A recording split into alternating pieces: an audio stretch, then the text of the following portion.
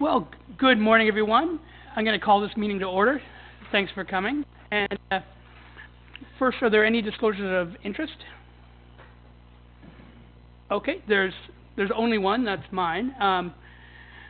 It's in regards to the Perfect Pairings event, which is item number 79. So I, Mayor Barton, declare indirect pecuniary interest on item number 79. It's a Perfect Pairings event. I'm a proud member of the Precious Minds Board of Directors, and this proposal is to deal with fundraising for their group. All right. Announcements. I think we start with Gary this week.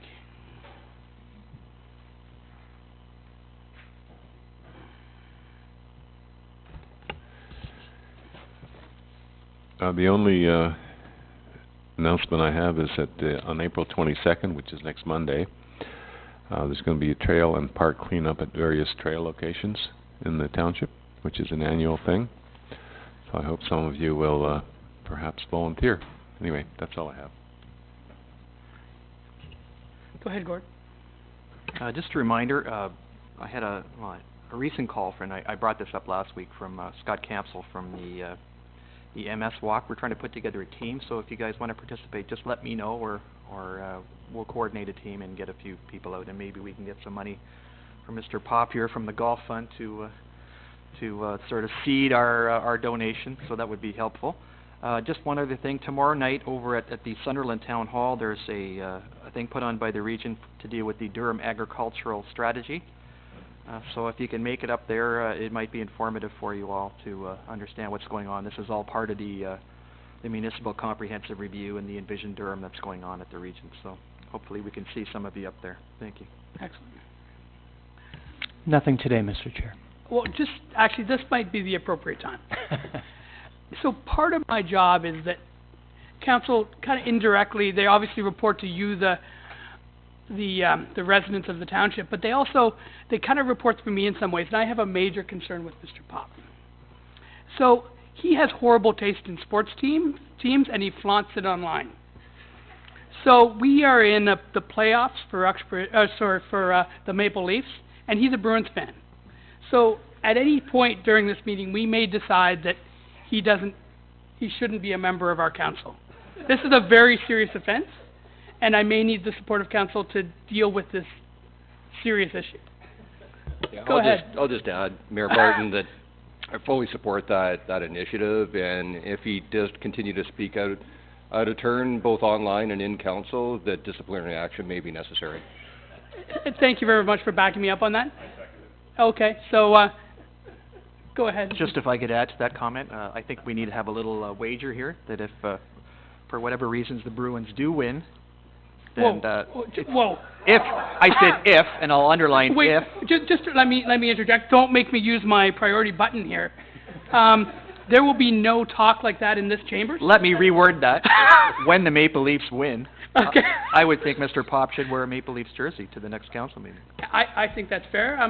Do you have, Councillor Pop, do you have friendly amendment to your motion, Councillor Pop, do you have such a jersey? I actually have an authentic Maple Leafs jersey. Okay, you're welcome to wear that one. I do. And my wife's a Leafs fan, so when they scored the goal and she tapped me on the leg happily, I looked at her and said, "Why are you tapping me on the leg like this?" But anyways, duly noted, and may the best team win. If they should take down the Bruins, I will most definitely support our Leafs. Yeah, but okay, let's move on. Councillor Beach. Good morning, everybody.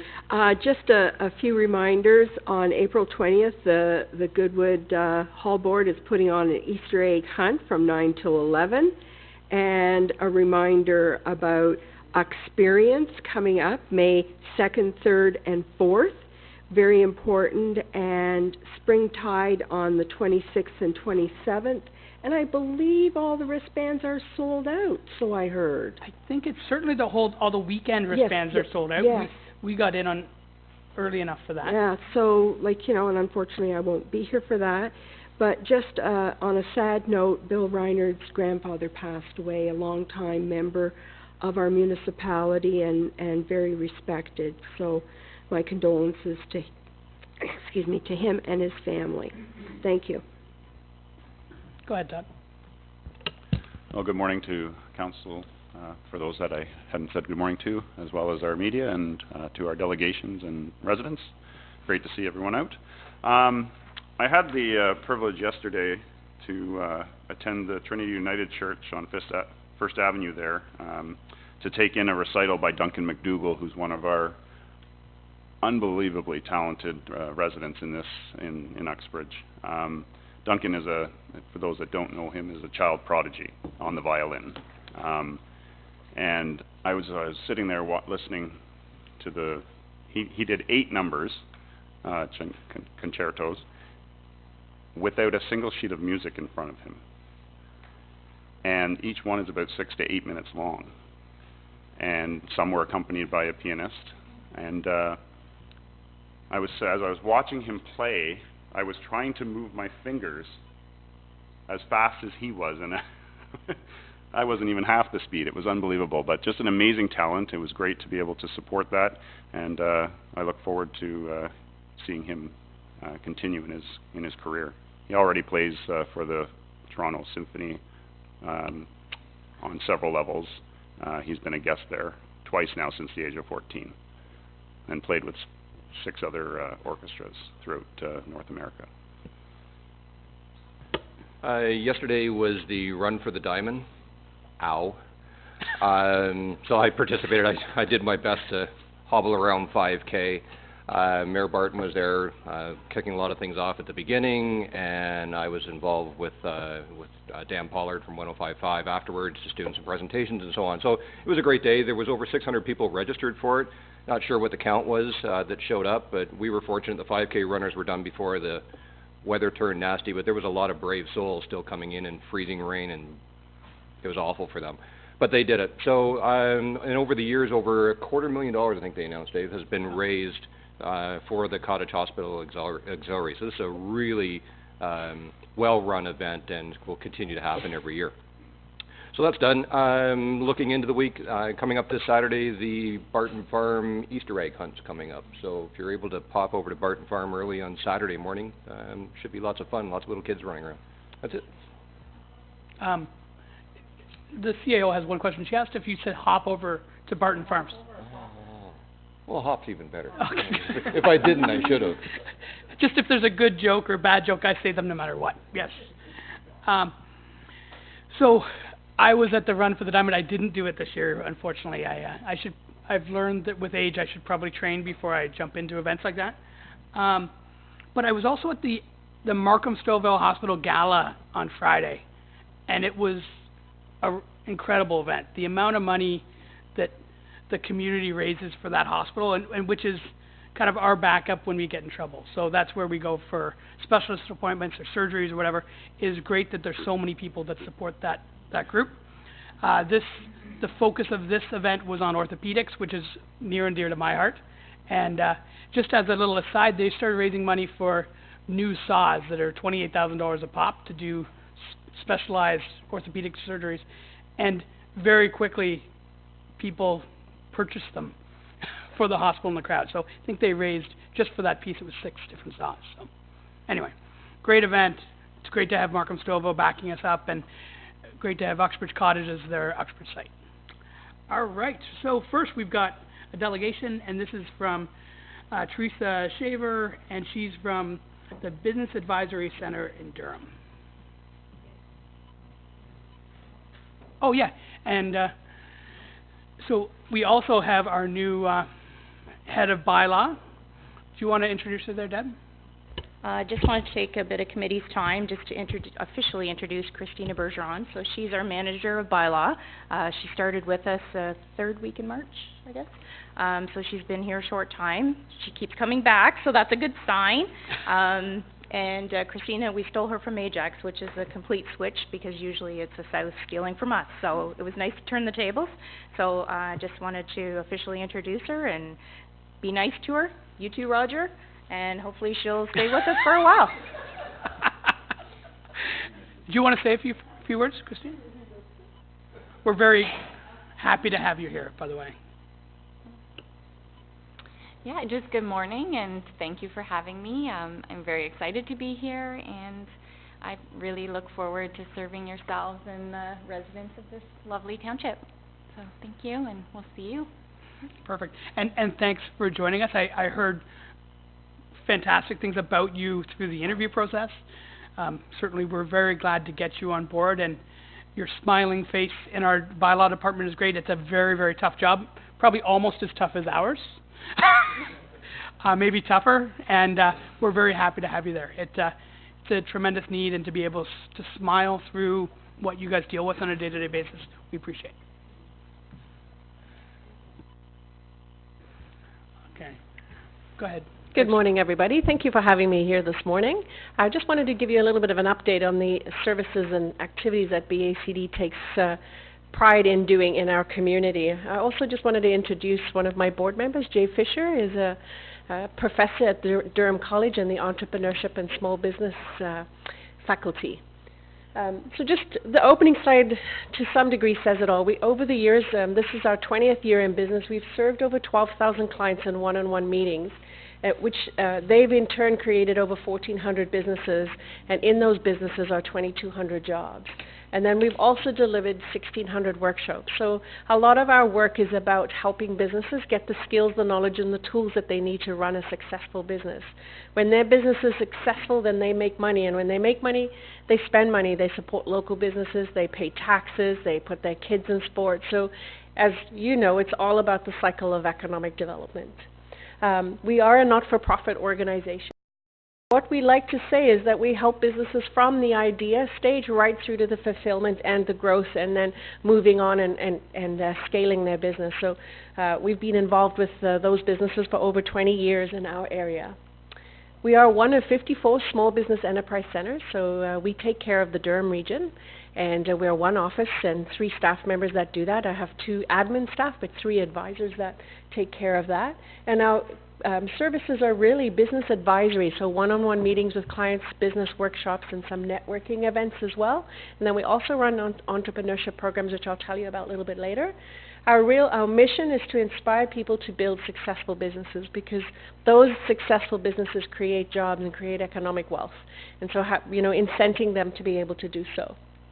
Our model, I mentioned, is a not-for-profit. We are, thankfully, 52% of our funding is from the region of Durham. They help us with our core funding, and then 46% is the provincial funding. This year, I think that number would change just a little. We've just been confirmed what our funding is, and it is down $90,000 over last year. So we're going to be re-looking at some of our revenue streams and how to generate some income. And then 2% is our own funding, and that's where we're going to look at raising that number. So when we think of the kinds of clients that we look after, they're people that are in the startup phase and in the idea stage, and as well as in growth and existing. And then we also run a whole bunch of business events that bookend with chambers of commerce, boards of trade, BIAs. We kind of try and all work together because we're all here to serve that business owner. Our key metrics for Durham region as a whole. So last year we did 1,200 meetings with clients. They created 160 businesses. 58 businesses were expanded, which means that they either hired more staff, or they found a new location, or got a significant financial. We had 259 jobs in total created. So just to talk about the Uxbridge metrics on their own, so we had 24 face-to-face client meetings. 3 businesses got started out of that. 18 jobs were created out of those, and then 4 business expansions. I think I was going to say, I might be able to tell you who those are, but I'll go back and have a look if you want to know who the businesses are. One of them is actually Second Wedge Brewery, if you know who they are. So they've created a significant amount of jobs for here, and we've been working with them since the very, very beginning, before they even won the Win the Space competition. The top industries, this is indicative of the whole of the region actually, other services, one of the top industries, meaning businesses that are, so the North American Industry Classification Services is a fairly old classification system, so other services are business like dog walkers, concierge services, e-commerce businesses, so it's the new type of businesses that are starting up. And then of course a large bulk is professional, technical, and scientific. And those are jobs like starting an interior design firm, urban planners, website designers, of course retail trade, arts, entertainment and recreation, and then healthcare. So those are the industries of the businesses that we are mostly serving in Durham Region.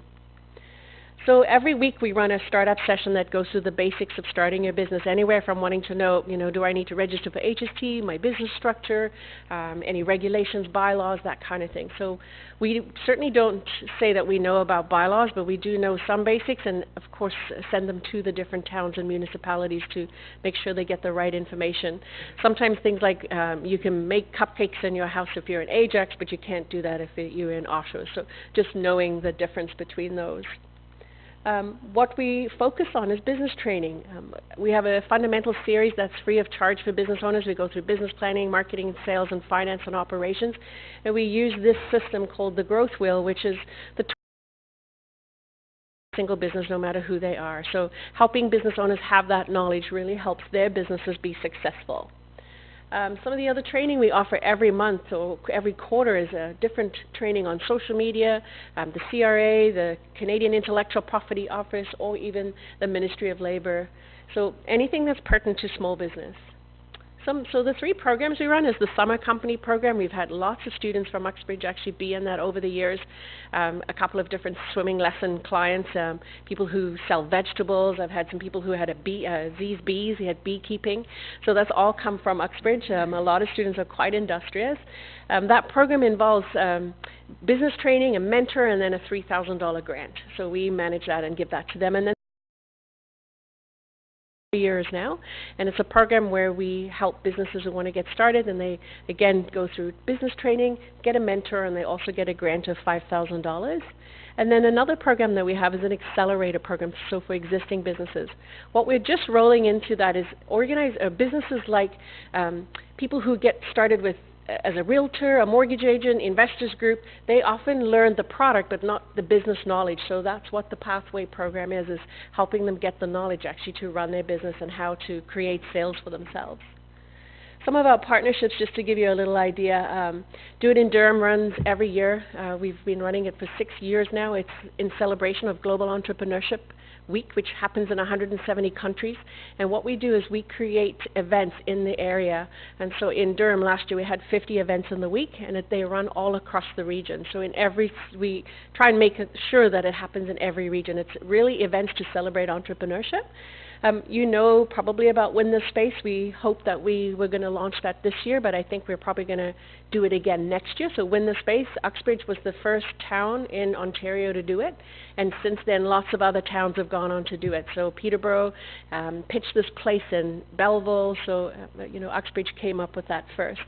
One of the newest programs that we have just launched is Digital Main Street, which you might be familiar with. The Main Street program is to help businesses adopt technology in their business.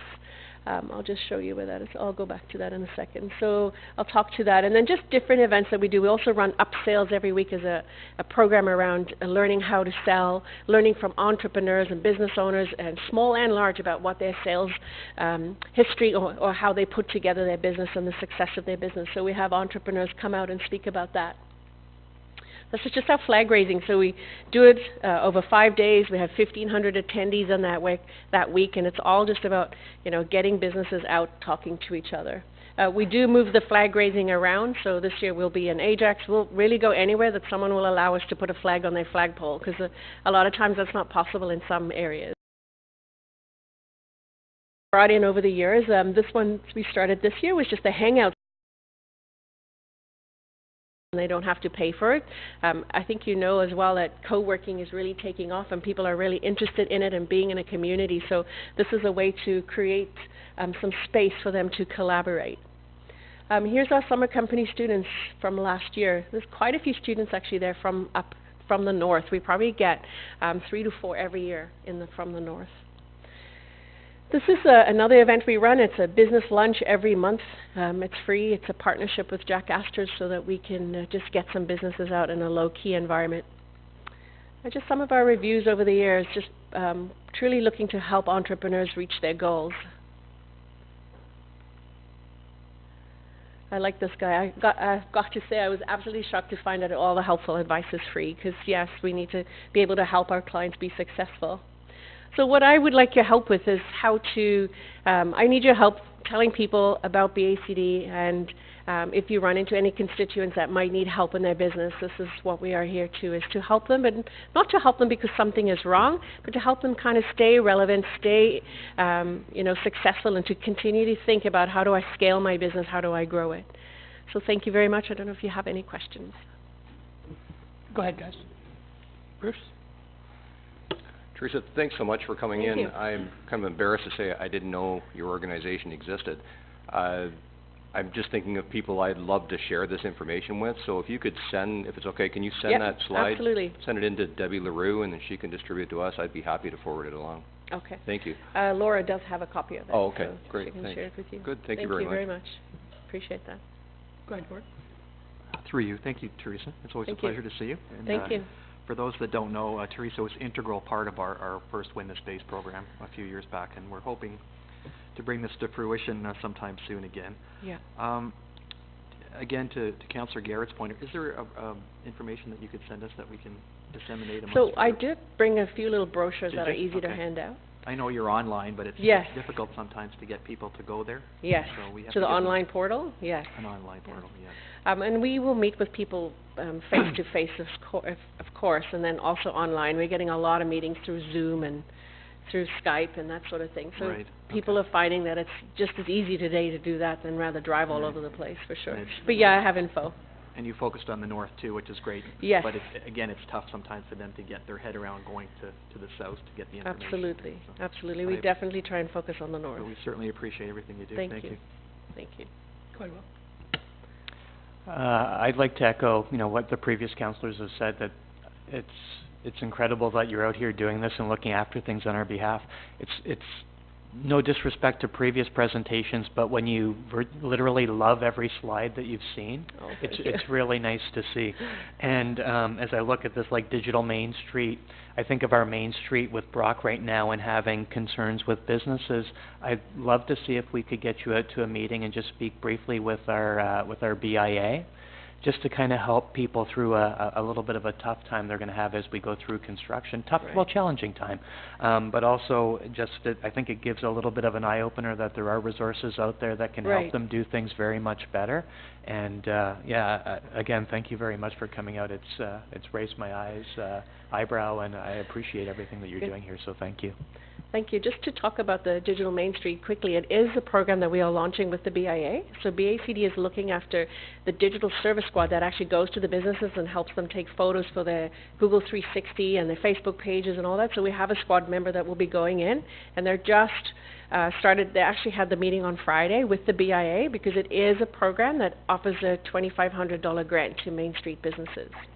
So, and it also 8 hours of training, and the 8 hours of digital training is open to any business, but if they want the...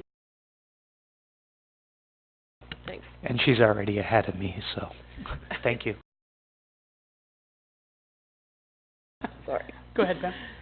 Thank you very much. Thank you.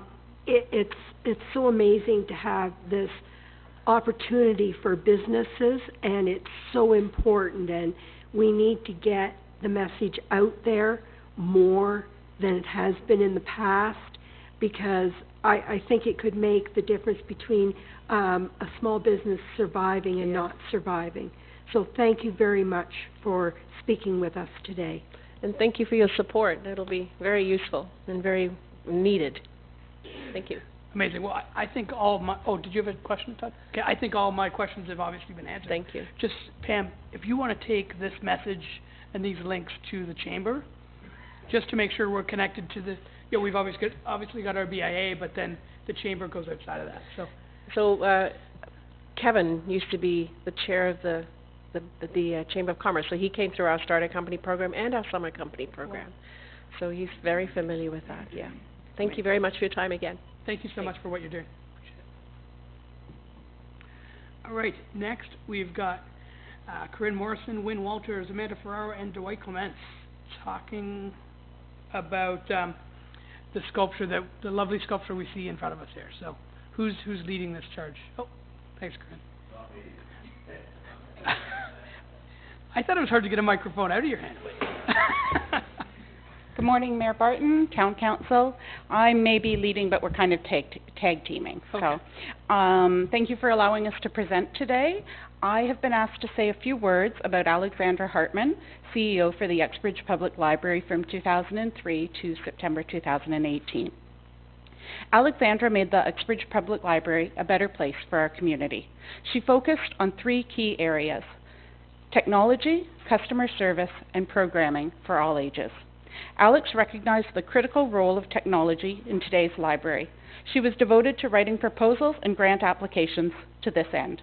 She successfully won CAP grants to ensure adequate computer access for our public, a New Horizons grant, which provided seniors with an opportunity to experience working with robots, as well as multiple internships for both genealogy and tech roles.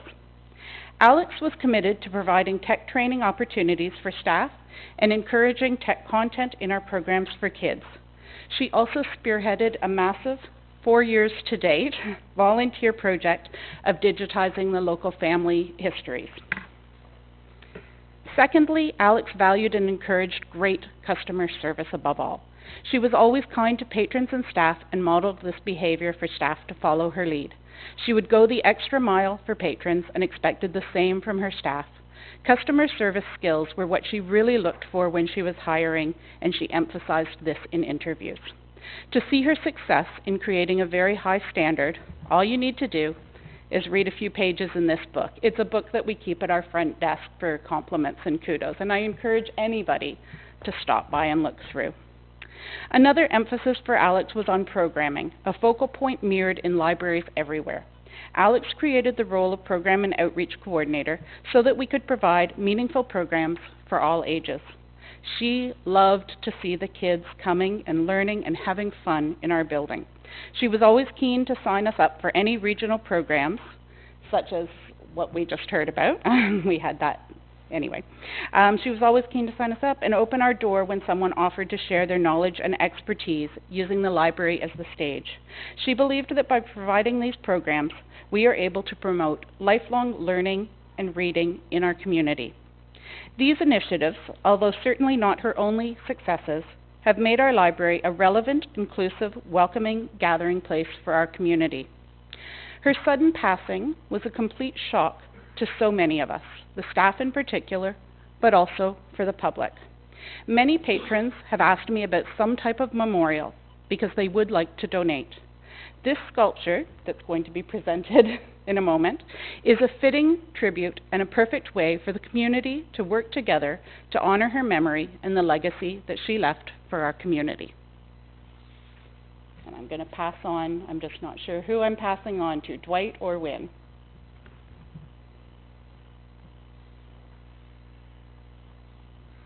Thank you. Good morning. When the library board decided to have some kind of commemorative sculpture, they came to me, and Dwight Clements is a member of the library board, and they said they wanted something. Well, they weren't quite sure what they wanted, so this was not what they had in mind. I think they wanted something that was going to hang on the front of the wall. So I came up with something that was really off the wall, and this is the result. There's very little that needs to be said about the sculpture itself. It's pretty well self-explanatory. The theme, and I think you've probably got a flyer that talks about the concept of turning the page, turning over a new leaf, fresh start. And I certainly in memory of Alex Hartman, but also as recognition to the community of the importance of books and reading and of libraries. And I really see it as an addition of public art in the community, which is, we have a growing collection of public art. And it's, in essence, it's a gift from the library to the community, a gift of public art. That's really all I have to say about it. It will be cast in bronze. The proposal is that it should be installed. There's an alcove, I suppose you'd call it, beside the front door. There is presently a small sign there just recognizing the Horticultural Society, which will be placed elsewhere. So it'll be quite visible to passers-by on the street. It is virtually impervious to damage, and it will outlast all of us. It'll be there a couple of centuries hence if the library is there. I would want to pay recognition to the organization 100 Men Who Care. They had their quarterly meeting last week. Chuck Heroux is here representing them, and they had 3 proposals they were invited to vote on to it.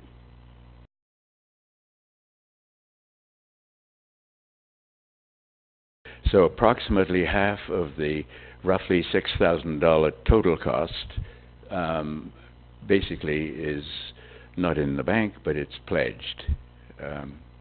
And the intent is that subsequent funding should come from public donations. Dwight, did you want to say a few words? I'm Dwight Clements. I represent the library board. I'm not sure I can add a whole lot to it.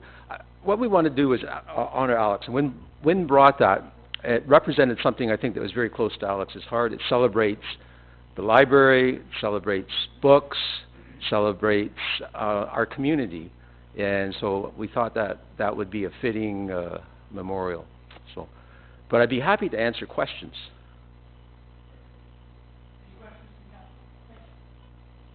Yeah, through you, is there going to be some kind of plaque? There will to be. recognize her, Yes. her contributions to it? Yes. I mean, it's a great piece, but I'm not quite sure where There will be a plaque. We're not quite sure what it'll say. It will recognize Alex and also recognize the libraries and books and staff Okay. and people that have served in the librry. So is So it, I'm not sure of the wording. is it on that design? Do or you have is a it Do you have the separate? picture in the alcove? I don't. So what it would be, it'd probably be on the plinth. Okay. So this is going to be outside, is that? Outside, yes. Oh. So you can see it from, as you walk by, you'll see it as you So drive the plaque by, would be kind of here? something on that. That's the plan. And you can also see it from inside. Okay. So on a cold, wet, snowy day, like today, you can be You inside can be inside or and outside. see it as well. Thank you. So, through you, Mr. Chair, to Dwight, and I know that you haven't figured out the wording yet, so it sounds like, I mean, we're going to, you know, obviously, in memorial of Alex, but you mentioned other staff as well, so are we looking at librarians, the staff, like, just kind of trying to understand a little bit more of what's going to be scripted here. We've got such a history of everything that we've memorialized in town. Just trying to understand a little more of kind of the vision on how you would capture that on the piece. Well, I'll tell you, I'm trying to be vague because I'm not sure. I think we need to mention Alex, but we need to mention, I want to broaden it out. But it's going to be something that the library board will have to decide. And so that would be the decision of us on the board. So I think we'd come in with some sort of proposals. I thought we'd say something in recognition of libraries and people who love books and the people who work books and Alex Hartman, or something along those lines. That's not the exact wording by any means, but that sort of idea. So I'm sorry I can't be more specific on that. But you will have a great chance to input onto that. Willie's part of the library board. Okay, is there any other questions from the group? Oh, is that another one, Willie? Or? Yeah, just one more. And I know that we're looking to fully fund through, you know, public donations.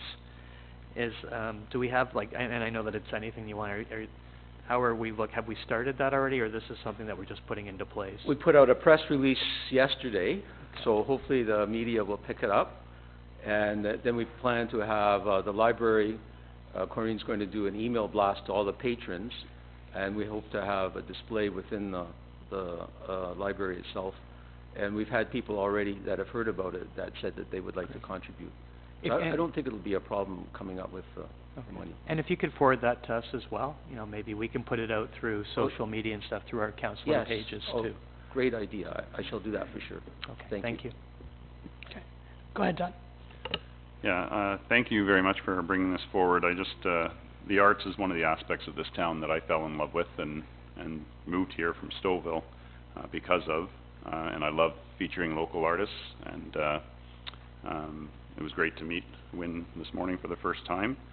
I love it, and, the only concern I would have would just be that whatever wording is on there is, and you've already mentioned, that it's going to take in not just one person, but the whole concept of what the sculpture represents, so I appreciate that. Yeah, and Dwight, you and I have spoken about it. I'm fortunate to be a member of the 100 Men Who Care, so got to see the exciting news when this was had a significant funding boost the other night. But yeah, I like what we've talked about before, you know, celebrating Alex and all past and present, future members of the library staff for encouraging reading in our community. So, yeah, I love what you're doing. I love the sculpture. I love the location. It's a great fit for us, and I like that it's not hidden away in the building, that everybody who travels past that beautiful building will see it, driving, walking, etc. So, great win. Thanks. If you're ever in the library, there's a lot of art in the library. I didn't even realize it until one of the people in the library took me around and showed me some fantastic art. You just don't see it. It's hanging on the wall in different places. So, great. Excellent. Thank you. Thank you so much. All right. Now we've got Pat Higgins, Amanda Ferraro, and Hunter Jarvis talking about Jumpstart for 2019, and this is very exciting. And Hunter, as you're walking up, I ran into your dad at an event about a week and a half ago, and he's very proud of you, as we are. So keep it up.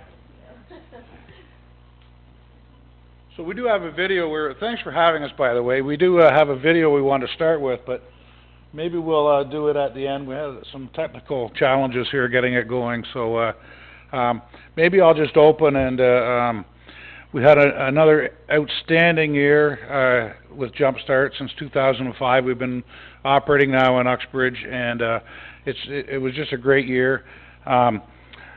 We funded $77,000 in programs assisting over 1,840 kids and families in Uxbridge last year. So pretty phenomenal numbers for a town this size. In fact, on a per capita basis, we're the #1 chapter in Canada now from the standpoint of participation, fundraising. A typical town our size would be funding somewhere in the area of $7,000 or $8,000 compared to our $77,000, and helping a couple hundred kids maybe and families. So we have a very, very active chapter here. It's really essential. Our partnership with the township, these ladies behind me, is just phenomenal, and that's what makes it all happen. And they're going to do the lion's share of the presentation because they make it all happen. It started off, we were just involved with some of the sports leagues in Uxbridge. We're now working with the schools, the churches. So, I mean, I think now we're in 4 public schools, maybe more. We're in the high school doing programs now. So, Jumpstart is alive and well in Uxbridge. And I think what I'll do now is turn it over to the ladies that make it happen and let them sort of tell you what we're doing, and I'll catch up at the end.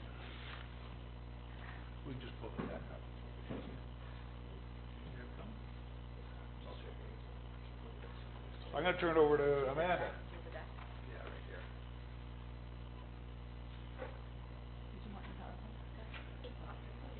Here you go. We do have a presentation as well, sorry, but it's, there we go. There you go.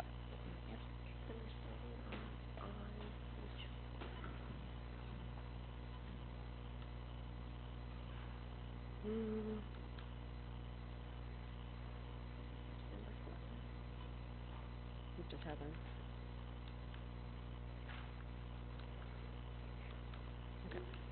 Oops.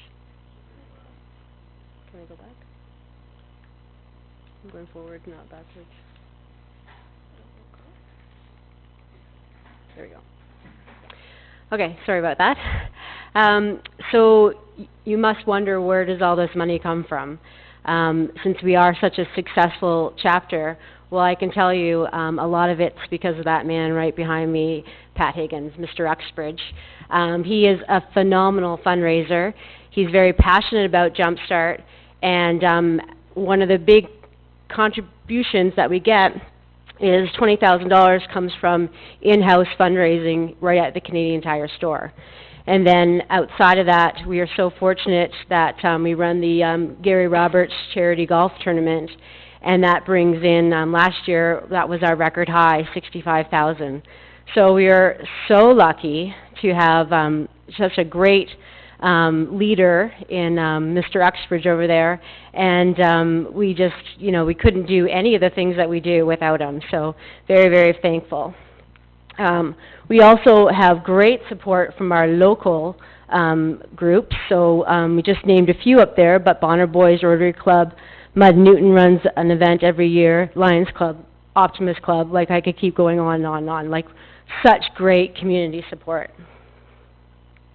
And the best part is that 100% of the money raised in Uxbridge stays in Uxbridge. So that's a really important message, that when we do these great fundraising activities, that we keep that money in our chapter, and then we can get to do the great things that we've been doing. So I'm just going to pass it on to Hunter.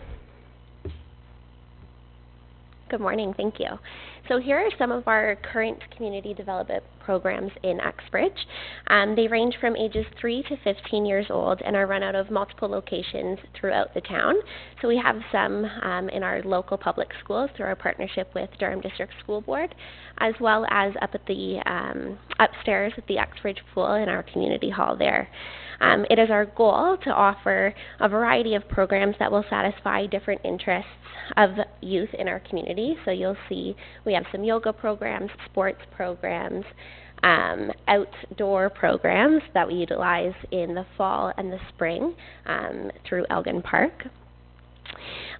All of these programs foster the development of skills for future play in sport as required by Jumpstart. One program that we would like to highlight here is our youth leadership program, the Rec Instructor in Training. So similar to a counselor in training program that you would see in the summertime, this is an 8-week fall session that covers various municipal recreation training for future employment and volunteering in our Jumpstart programs. It's an excellent preparatory course that gives youth ages 13 to 15 some insight into what goes into the programs from a staff perspective, and how they can progress through leadership to attain these positions. One thing that we would like to mention is that in 2017-2018, we did end up hiring 3 of these students that came through this program, so that was very exciting for us. Moving forward to our Jumpstart Games Day event, in 2018 we hosted our 4th annual Jumpstart Games Day up at the Uxbridge Arena. One of the big highlights, as you'll see in the middle photo there, the Raptors mascot paid us a visit, which was absolutely fascinating for all of the participants. So what is Jumpstart Games Day? It's hosted up at the Uxbridge Arena, as I said. We host about 250 kids. So the breakdown there is approximately 180 to 190 of those kids are campers through UX Camps who are registered throughout the week that we invite to this Games Day. And that leaves approximately 60 to 70 community children that join us for the free event. We offer a free lunch, Jumpstart t-shirt and hat, and then also water bottles and snacks throughout the day. Some staple activities are the wheelchair basketball, tennis, seated volleyball, noodle hockey, obstacle course, the big parachute, which you can see driving all through town once it goes up, professional athletes, and of course the mascot. So last year we had the Raptors, and then in previous years we've had Carlton the Bear from the Toronto Maple Leafs, so that's been really fun for the kids.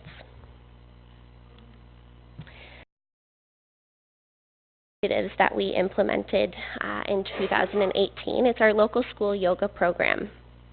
So in 2018 in particular, we offered over 340 youth ages 14 to 18 yoga and meditation training at Uxbridge Secondary School. So this was implemented into all gym classes through a rotation schedule twice a week. We also implemented a yoga club that happens once a week during the lunch period. We were also able to continue the lunchtime yoga club for our Uxbridge and area public schools.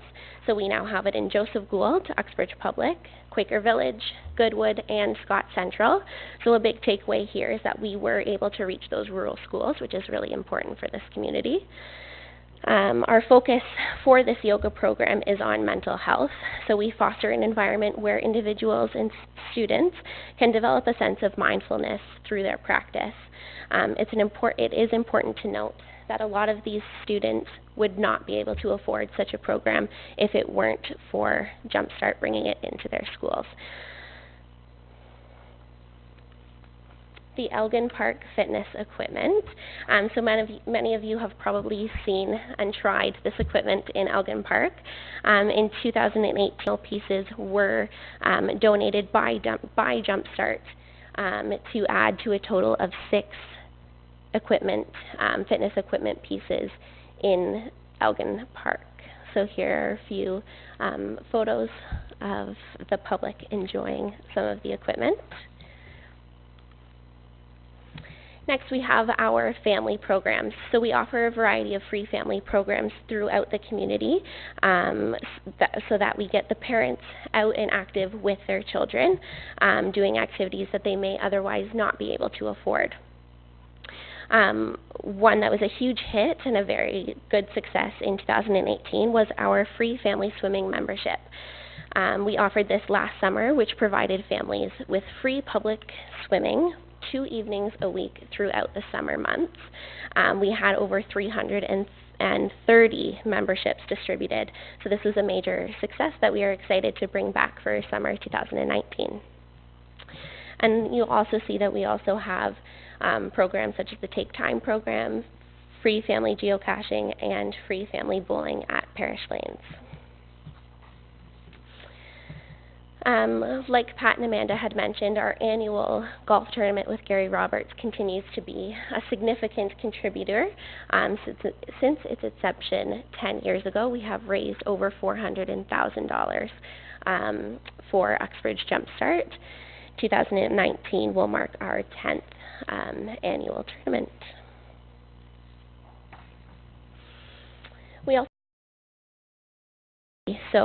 We partner with Uxbridge Youth Centre, Precious Minds, the Uxbridge Otters Special Olympics Swim Team, and Uxbridge Secondary Schools.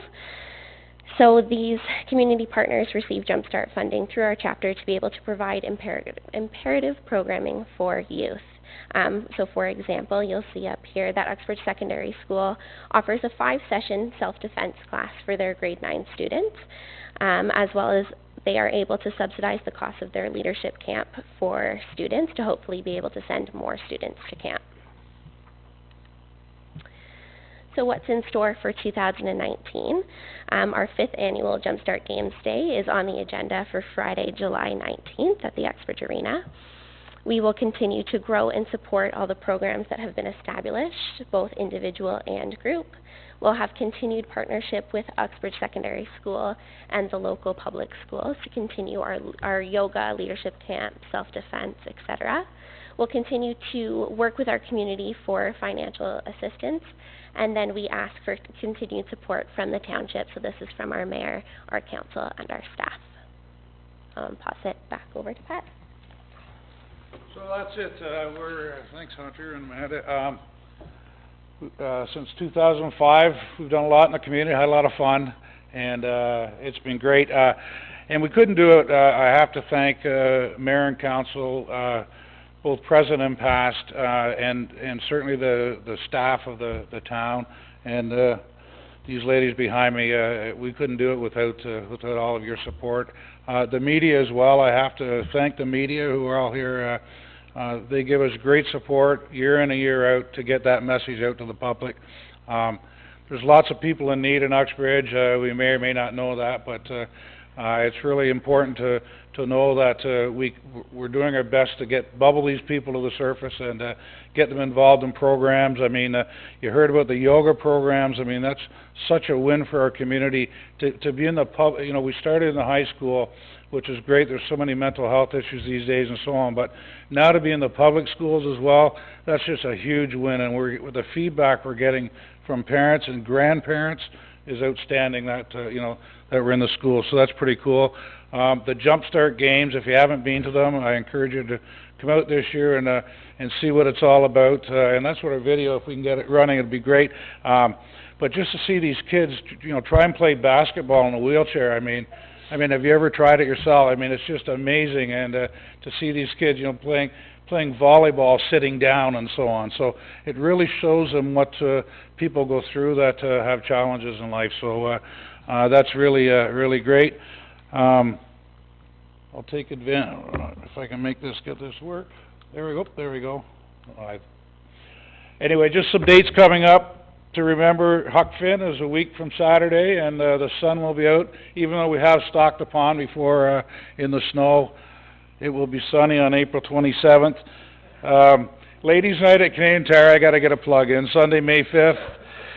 It's always a busy night. Over 1,000 locals come out to that.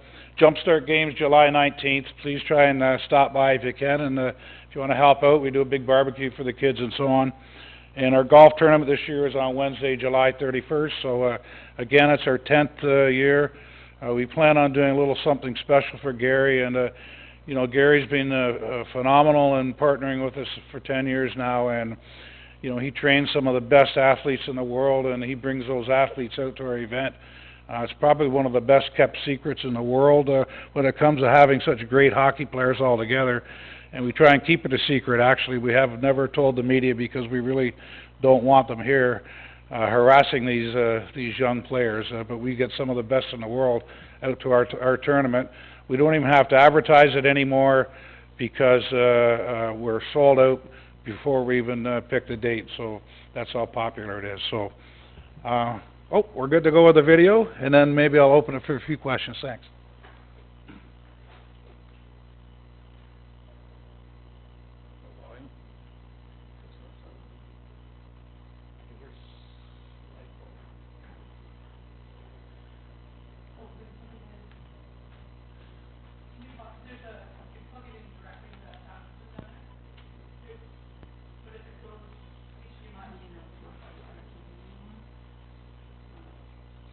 Maybe while they're working on that, let's open it up. I know you're busy, so maybe I can open it to questions if anyone has any questions for any of us. Go ahead.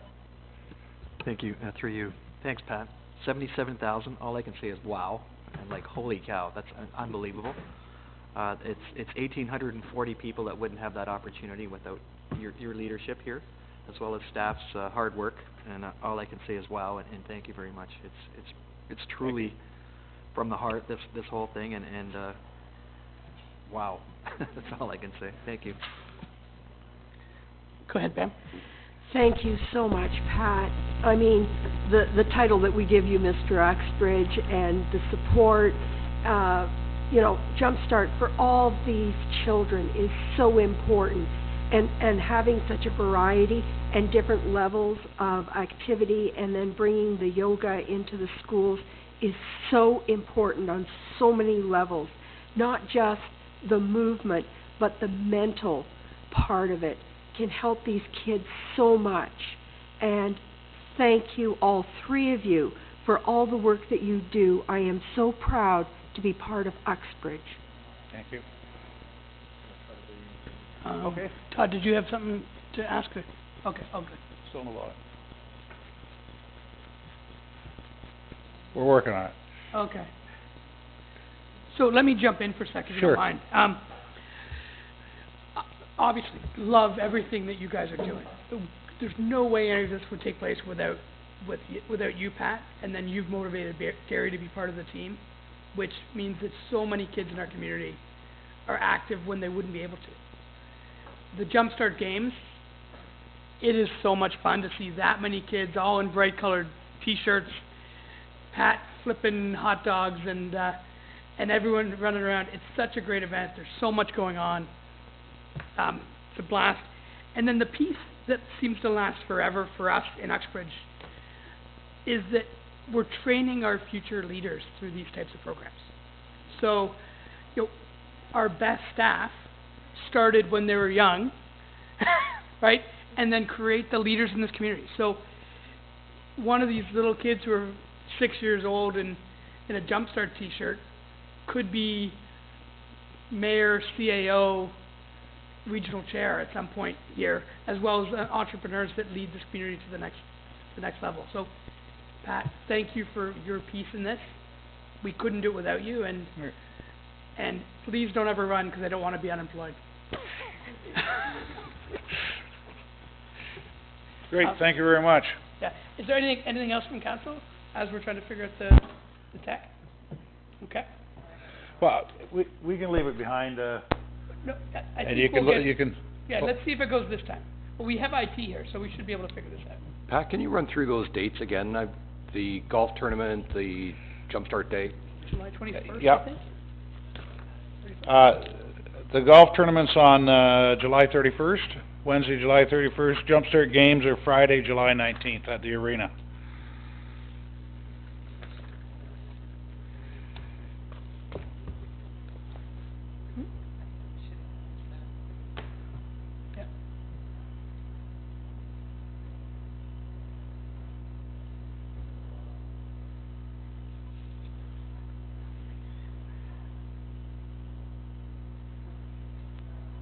One last chance.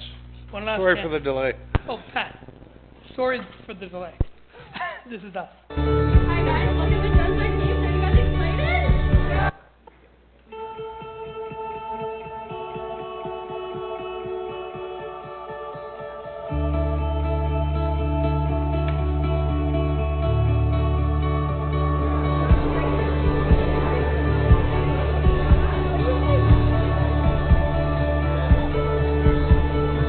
Hi guys, welcome to Jumpstart Games. Are you guys excited?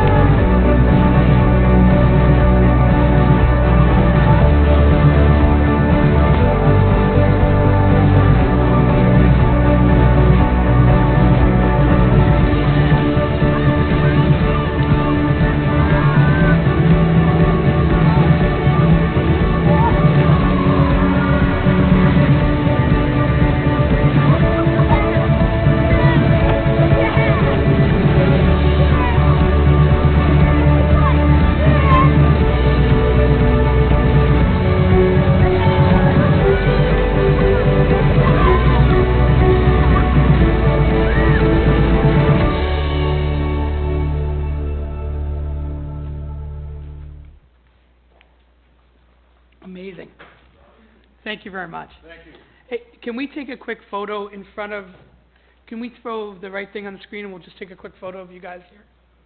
In front with the Jumpstart logo? Can you do that for us? Sure. Thanks.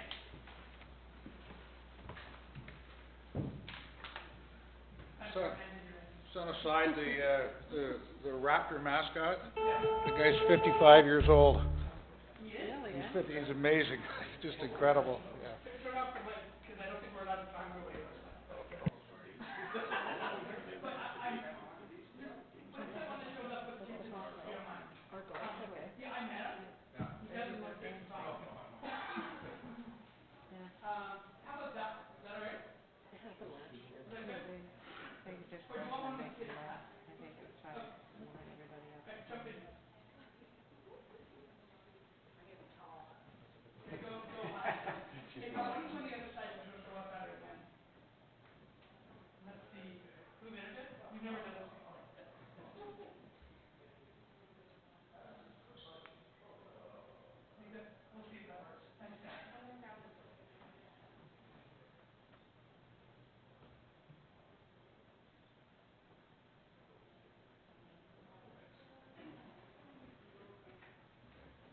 Great job,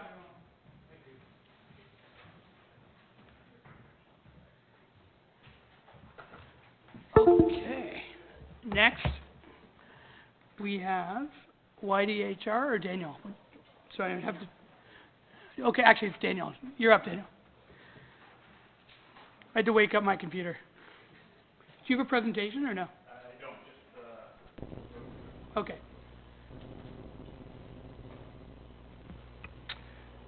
Ready? Yeah, go ahead, thanks. All right. Good morning, council and staff. My name is Daniel DeLeo, owner and operator of Goodwood Cartways.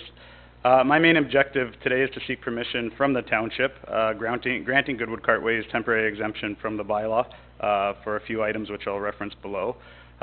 Just important to note that these exemptions are the exact same that I've requested the previous years. I think it's eight consecutive years in a row now with essentially identical requests, slightly different dates and that stuff as we try to put our schedules together. Dealing with some challenges of Mother Nature, which she's been good to us so far this year with an early start, and if you go out there today, not so much. But the requested exemption period would be limited to the duration of our special events, the dates listed below.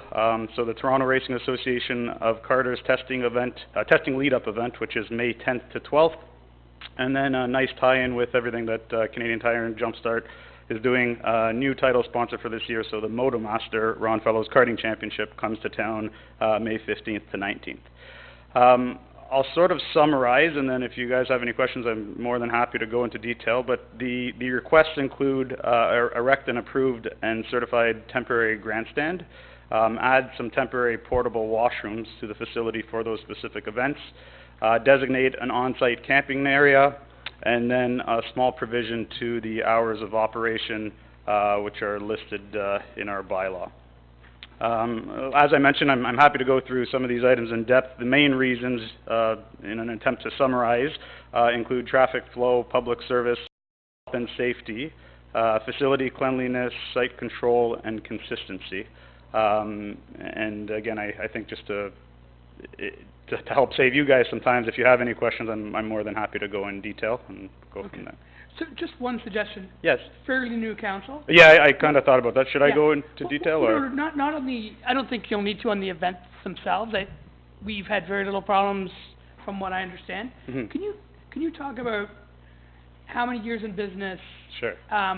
Just kind of a minute on what your business is and what you add to Yeah, the absolutely. So, Goodwood Cartways established in 1957, and in my mind, and I wasn't around back then, but a big part of Uxbridge, and you know, hearing from council in the past, you know, a lot of you guys have some stories of being at the Cartways when it was around before I was there. My father purchased the land in 1994. My brother and I have run the facility since 2005. A little bit about us, we were sort of aspiring race car drivers, and when that dream unfortunately came to an end, had to do something, and we got lucky enough to get into the business side of a sport that we love, so some passion there in the racing world. And if I'd summarize over the last 12 years, trying to create programs that involve kids that didn't have access before. So back in the day, you had to look at investing time and money into carts and owning equipment and maintaining it and transporting it. And we have some public programs now that ease that transition, working with the governing bodies that regulate racing across Canada. And I guess if one sentence that is our claim to fame, a lot of Canada's stars come from Goodwood Cartways. So current racing stars, James Hinchcliffe and Robert Wickens, those guys were regulars in our paddock 10 years ago, and a bunch of kids right now that sort of graduate from karting and start racing cars across North America and the world, and names that we know we'll be hearing in the media in the future, but you guys may not recognize yet.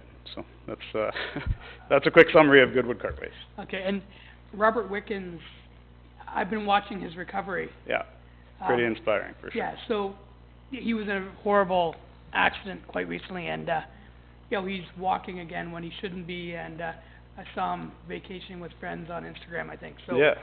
It's been remarkable to see him recover. And then Austin Riley.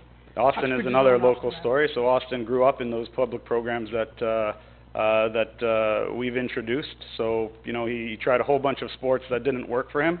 You know, his dad came out to the track and, you know, he's loved cars and he loves motorsports. You know, could we give it a try? And absolutely, and we did whatever we could to accommodate when he was 8 years old, I think. And now he's got to be 18 or 19. And, you know, this big famous race car driver that has, you know, the social media following that's massive, and sponsors, and sort of groundbreaking. You know, your first driver with autism that's professionally licensed and, you know, racing in North America. So that's a nice local story as well. Amazing. Thank you very much. Thank you. So I'm going to open up to questions, and if council wants you to go into specifics, we will. Any questions? Go ahead, Tom. Yeah, just being fairly new to that aspect of things, I mean, I rode go-karting back when I was a kid. Right. Growing up in Stouffville, we came up there quite often. And you did just mention that there hasn't been a lot of problems that you know of. Have there been any concerns over the last number of years that... Yeah, so I think that it's no secret there's this Goodwood Cartways versus some neighbors in terms of noise concerns and all that sort of stuff that comes with, you know, how do I put it, surrounding area. So noise concern at a racetrack is nothing new. It's a concern around the world. We've done whatever we can, staying ahead of the curve to try to stay ahead of these potential problems. And, you know, at some point there's been concern from neighbors about the noise levels that we have at the facility. Never have we been in violation, so anytime we've been measured, there's never been something recorded that says Goodwood's making too much noise and they have to change it. But we've done some things, including restricting our hours of operation, an acoustic fence around the facility, and a berm. Things that I'd like to think we weren't mandated to do, but it's our way to help sort of play ball with everybody around us. And it used to be a big, almost like a second job, trying to stay on top of some of these concerns, and not that I don't like being here, but coming to council and dealing with bylaw and all that sort of stuff. But for the last few years, very little time, and part of that is, I'd like to think, because of our maturity, understanding that, you know, something like coming to council before the season starts and keeping you guys informed on what we're doing and what's changing goes a long way in communication. So very little problems in the last few years, for sure. Okay, no, I appreciate that, definitely coming to us, especially as a newer council.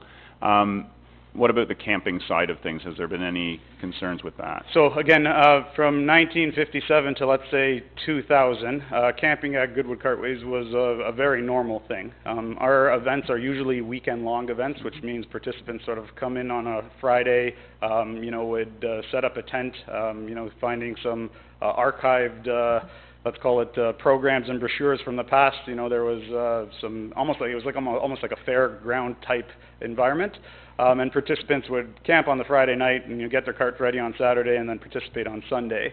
During the inquiries, I guess, from some of the neighbors, we were forced to, Daniel, you're a go-kart track, not a campground, so overnight camping isn't permitted. which again was a tough thing because we've always felt that it's always been there. But again, if we can get, you know, permission or an exemption for specific events, you know, it's easy to tell our participants, look, this is where we're at today, forget about what's happened in the past, and, you know, we're doing our best to keep our programs growing, as they have been throughout, the last 15 years, right? Okay, and just one last question, numbers-wise, what does this bring in on the weekend that you're, Yeah, you're talking and two again, specific weekends? Yeah, so it's 2 specific weekends, and you know, these weekends used to happen right smack in the summer because that was our best way of achieving more participants, which obviously helps from a business perspective. It's also the period where neighbors like to be outside in their backyards. So, you know, we came up with a compromise that if we can put our events early in the year or later in the season where people aren't outside yet enjoying the summer weather as much as they can, that's going to help everything that's going on. So where I'm going with all this is it's very weather dependent. If we get a great weekend, you know, we can see 500 to 700 people on site. That includes competitors, family, and spectators. And if it's miserable like today, you get the die-hard participants that are there and they don't have a choice, and a family stays home and not so many spectators. So 200 to 700, let's say. Perfect, thank you. Pam? Thank you, Daniel. Goodwood Go-Kart Tracks has been an integral part of our municipality since I was a little kid. Yeah. And I can remember when it first opened, and for 45 years I've lived just up the road from it, and I've never had an issue with you guys, and you've really done so much to mitigate any issues from parking to sound and a number of other things, and I commend you for that. And it does bring a number of people to our municipality, and we're thankful for that. And you're a really good business to have in our municipality, and I thank you. Thank you. Go ahead, Gord. Yeah, thanks, Daniel. Thanks for coming in today. Just a question on your running times. You're asking to go 9 to 7, 9 to 6, etc. Within that window, when are your carts actually running? Yeah, so a typical national event consists of 8 categories, which are age-specific and cart-specific. So, you know, we go from, let's call it Group A, which is the little guys, to Group B, the junior drivers, and then Group C, the senior drivers, and we're cycling through these divisions. And standard, it's almost like a 10-minute session on track for a particular class or category, 5 minutes to get ready for the next one, 10 minutes on track. So it's a 10-minute to 5-minute ratio throughout the day, and then we're stopping for an hour lunch break for officials and it's stuff. not constant. No, it's not constant, and there is, the part of it is, the request and some of the detail I put in that topic is not so much, it doesn't change anything, whether it's 10 to 7 or 9 to 6, that block will allow us to do what we need to do. The challenge is these events also happen at different facilities across Canada, and we're trying to maintain a consistent schedule that participants are used to, media alike, so that, a podium presentation that normally starts at 4 o'clock starts at 4 o'clock, not at 6 o'clock, just because, we started late, right? Yeah. So that's the... Well, I support your request to move it earlier in the year. As you know, people are outside June, July, August. For sure. September. Yep. So by having it in early May, I think you've sort of captured it there. I know you've been running this event for years, and I think I may have asked this question in the past. Have you been able to quantify what that event or events bring in terms financially to the township? Or yeah, it's hard, and one of my, actually under the camping thing, so, part of the way that we approach this is we know that we're having participants come from across the country, and we work with local hotels to set up discounted rates and block rates and all that sort of stuff. And if there was a hotel in Uxbridge, it would do so much more, in my opinion. But for sure, the local bakery, Anina's, which is down the street, and a landmark, they're very busy during our events, and of course local restaurants in town. So. People love coming to this part of the country, that's for sure. It's an event on the calendar that in the karting world people look forward to. The quantifying part of it is hard for me because without having this is how many people are staying in town and this is where they're spending their dollars when they're away from the racetrack. I understand the specifics of it, but you might want to just guesstimate. Next year when you come in, say based on last year's event, we had X number of people, and we anticipate that it brought X number of dollars. That might be helpful for the new council. Great request, thank you. But anyway, thank you. So, give us one sec. Bruce, go first, Pam, because I think you're gonna talk about tourism numbers, right? Yes. Okay. What I just wanted to mention, is there any way that you can get postal codes? Yeah, we have a participant, registration list that includes all that Okay, stuff. because if we get the postal codes, we can actually do some demographics through tourism. Okay. So if you can get that for us, we can do some stuff. So participation from the past years, does that help? Because that's something I have now, or am I Yes, waiting? Okay. yes, Yeah, past we can years do that and for then sure. this coming year, because then if we do them at the same time, it's a less cost for tourism. But I think then when we share it with you, it'll give you an idea to where people are coming from possibly, as well as for tourism. Okay, great. Okay, thank you. And that will help you justify your not your existence, Yeah. but that'll justify your economic benefit to the municipality. Right. Because we can run through matrix that are accepted in that industry. So, Okay. perfect. So if you guys could talk offline, that'd be amazing. Sure. And then Bruce has a quick question. Just a quick comment. Thanks, Daniel. More to council. One of the things I took advantage of at the run yesterday was to get on the stage and talk to a bunch of people from out of town to try to steer them, albeit in horrible weather, to come downtown and go shopping. So a lot of the people that would come to your event are gonna come in through the 404 and may not even see Uxbridge. So if we could have a council representative just grab the mic for a few minutes and Absolutely. provide some direction to how to come into town while they're here, that'd be awesome. We had, we'd made arrangements with the tourism trailer, for a couple of years in the past, so we actually had the Uxbridge tourism trailer on site and handing out flyers and brochures, and they've done that same sort of deal. I think the last time we had it, it was snowing during our event, which meant that the traffic to the tourism trailer wasn't exactly, what we hoped for. But those things I'm completely on board with, and I would love to support whichever way I could. Amazing. So, just a bit of housekeeping. Let's move forward Daniel's email, which is item number 92, which is page 210. Can I get a motion to move that forward? Moved by Pam, all in favor? That's carried. And then, can I get a motion to support, to have Daniel work with staff, just in terms of fire permits and things like that? Yeah. And to allow these events on these specific dates.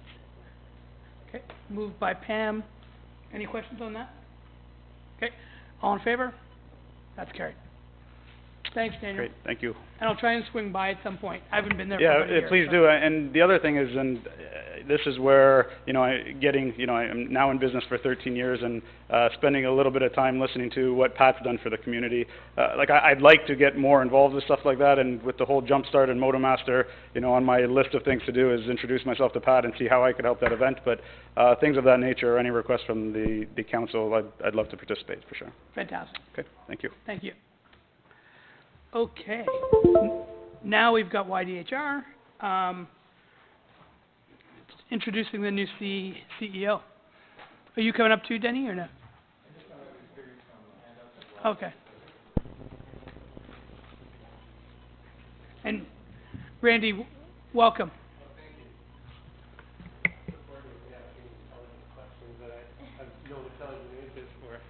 Hi, thank you. Okay, thank you. Well, thank you, everyone, Mr. Mayor and Council, for entertaining us so quickly, too. I've only just started with the railway, so this is quite premature for me. However, there are some things that we'd like to address immediately. I think it's also important to know and understand where the railway is going. On the screen, there's a very boring line there. Attraction-based business objectives to financially support restoration initiatives in the heritage rail industry.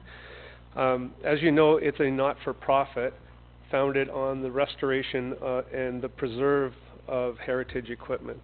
So we have an objective, but we don't have any money, so we need to come up with ideas to generate the income to do this. So first, a little bit about me and why I'm here. About 36 months ago, I was brought on board at Waterloo Central Railway in St. Jacobs. They were, for all intents and purposes, bankrupt. They didn't tell me that when they approached me. They sold it as a viable business opportunity. However, once I got in there, I realized it wasn't. I rolled up my sleeves, and within 24 months, it was profitable. And within 12 months, 24 months, it became sustainable. self-sufficient as well. So that was really my ultimate goal. I stirred quite a bit up in the industry as well as in Waterloo, because I took it from 200,000 to 4 million projected in 2019, and from an economic impact of what was dwindling down dramatically to almost zero, up to almost $20 million. So there was a visitor spend and economic impact of just shy of $20 million in the community when I left 3 months ago. I'm pretty proud of that because I worked really hard. So I restructured from the bottom up, including safety, equipment. I also changed the entire culture. Ultimately, the rail industry has one common thread, and there's a very similar culture at most historic railways run solely by volunteers. I also rebuilt the relationship with town council in Woolwich as well as the region of Waterloo. It was not healthy when I showed up there. Nobody was returning my calls and I couldn't figure it out, so I started sneaking in and asking questions, and I found out that there was a real headbanging going on. I repaired that relationship, and not only that, but salvaged a $150,000 grant that had gone by the wayside because nobody at the railway chose to put any effort into trying to get the money and do what was required. In my personal life, I've owned many businesses. I've sold some very successful businesses. I've had some very not so successful businesses, but those are probably the more powerful ones in my life because you learn, or at least you try to learn. So why am I here? YDHR is not bankrupt destined. As a matter of fact, to the opposite. It's growing quite nicely, and ironically, it's growing faster than the infrastructure underneath it has been able to grow. They identified that, and that's one of the reasons they asked me to come in to help try to create some infrastructure. Not-for-profits, as you know, are having more problems now trying to find volunteers than ever. There's a new shift in the thought pattern of the youth, and it's really hard to build up volunteer bases. And also, the railway realizes that we need to make some changes sooner than later, and new business plans are required. The heritage industry as well for railways is becoming very competitive, so we needed to establish a stronger base in the railway industry. Safety requirements as well have elevated to a new level. Ever since the accident in Quebec several years ago, it's had a profound impact on all the short lines in Ontario, Quebec, Canada. So federally as well as provincially, they've really screwed down the rules and regulations, and we actually, as a small little railway here in Uxbridge, have to abide by the same rules and regulations as CP and CN, which is 3 full-time people, at least. But right now we're kind of not doing that. We're going to, but we are within our SMS codes. We just have to step that up, and we have a plan in place for that as well. Some of our best-selling events, like Thomas the Train, are slipping a little bit, and it's not just locally, it's worldwide. The Thomas catchment isn't as strong as it used to be. There's a slight change in where their programming is, so it's affecting the overall popularity. It's not as strong as it was once. So we have to work harder or smarter, and I think we're going to do a little bit of both. Also, within the railway itself, volunteer fatigue was at an all-time high. The ones that did volunteer were exhausted, like just exhausted. And the ones that didn't volunteer that often, and possibly complained the most, sorry, a little dig there, weren't helping the morale. So there was there's a general negativity there that existed in Waterloo when I got there as well. So I'm not unfamiliar with this, that's for sure. So what is the future of YDHR? In a nutshell, it's to treat it more like an attraction.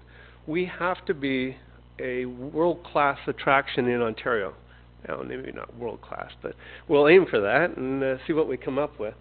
People have to think of us as an attraction, not a bunch of and forgive me for saying this, old guys playing with trains. And we hear this quite often, and we want to change that stigma. We want to be noted for being an attraction, and we want to really, when people say Uxbridge, they go, yeah, they've got that train there.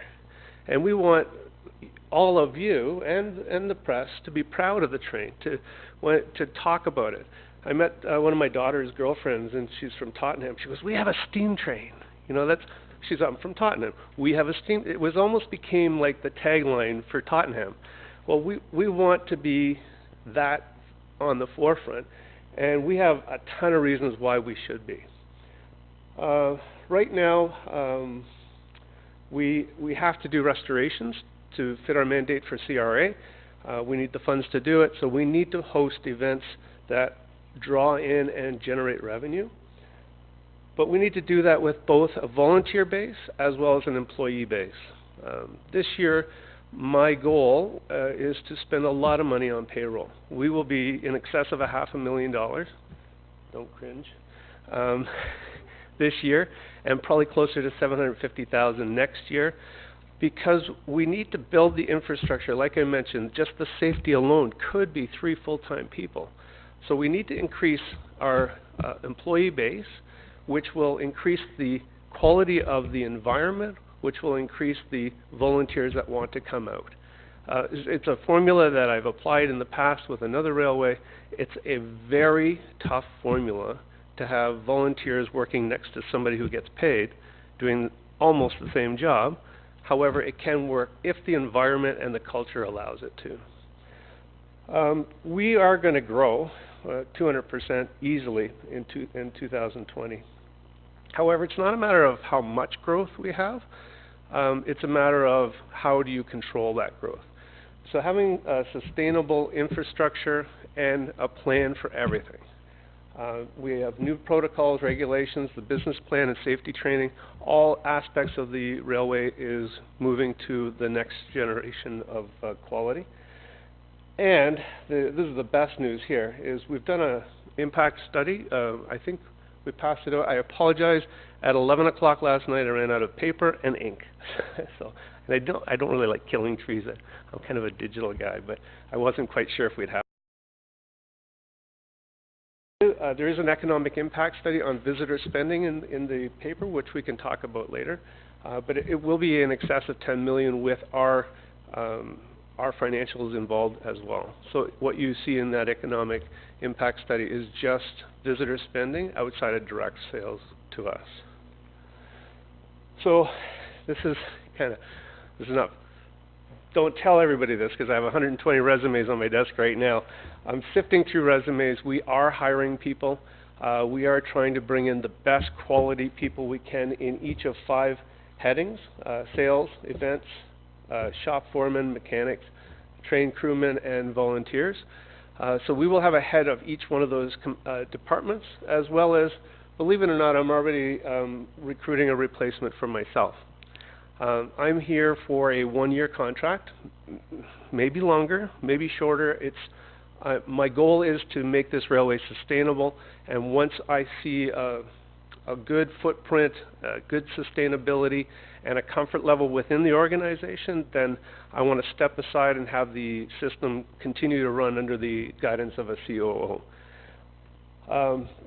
We're working on all sorts of new stuff.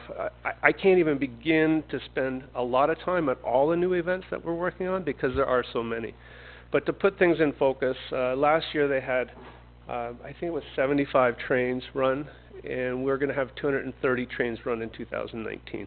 So there's a dramatic increase in the number of trains that will be operating, as well as the dramatic increase in the themes that we'll be promoting as well. It's going to sound odd, but if you've been on a train, it's a historic train, you've done it once, you don't need to come back. You've done it once. But if that train by horseback cowboys, that's an event. And this is where we're going. This is going to be an attraction, and we will be event-based train again and again. So that's just one of many. There's lots of really exciting stuff happening. So what's really going to be happening is controls, controls, controls. not really well loved by some of the senior volunteers that have been there a long time, that have just kind of done things the way they've always done things. However, I realize that in order to get where this railway needs to get, we have to do some change.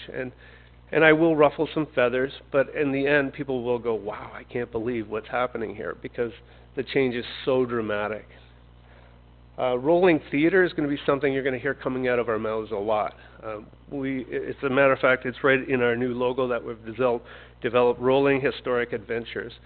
We'll be doing murder mystery trains, escape room trains, things that they have done some things in the past, and we're just bringing it up and bringing it up, bringing it up.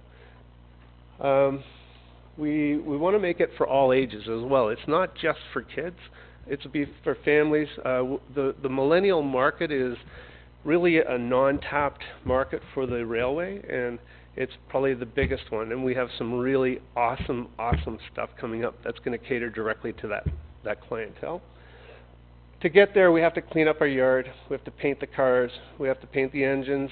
We have to create more of a Disney style, and that's my rant, my preach amongst all the volunteers is, we're not just a railway, we're an attraction. So when people drive up, they have to go, wow, this is cool. So that's one of the things we have to do. We have to have a solid parking strategy, because of course, like anything, as we improve the product we're giving out, we improve ridership, we create new problems, and those new problems are parking, facilities, that sort of thing. So we have to have a plan that grows with the railway. We have to control passenger flow for the sake of safety. This is not a toy train. This is 260,000-pound engine pulling 6 rail cars, and there's just zero room for lack of safety.